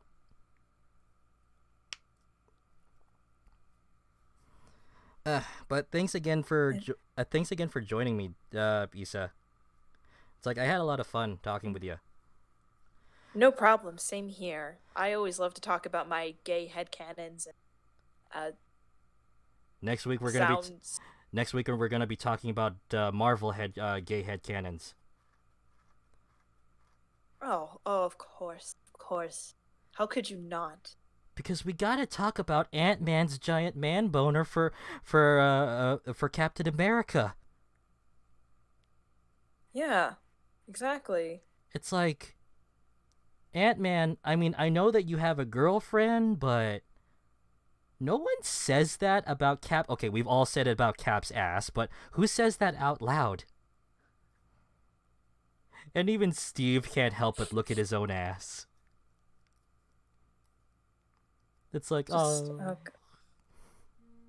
All right, I gotta get going. I should eat sustenance and Yeah, sorry. What, like 10 in the morning where you're at? yeah. All right, but thanks again. Thanks so much. Thanks so much for joining me, Issa. I'll put a link to your would you like me to put a link to your Twitter in the description? Yeah. And if anybody, would like to follow her, this wonderful girl, it's like, yep, follow her on the Twitter that I will totally put into the description, which I'm totally going to Twitter now to get because, it's like. But yeah, join us next week. If you're available, I'd like to have you again, and we can talk more gay headcanons again. Possibly Marvel gay headcanons. Hell Actually, yeah. Actually, Alright. more likely it's gonna be Marvel gay headcanons. And also, I think yeah, we pretty much got a lot done. I'll maybe do some off-screen grinding just to, get Giratina up. Because, yeah, you're the Pokemon Devil, you should be bigger than this. But, yeah, thanks so much for joining me, and I hope you guys join us next week. Hopefully there is a next week. And also, I will try and get that One Punch Man video out eventually. Alright, I'll see you guys later. Bye! Bye.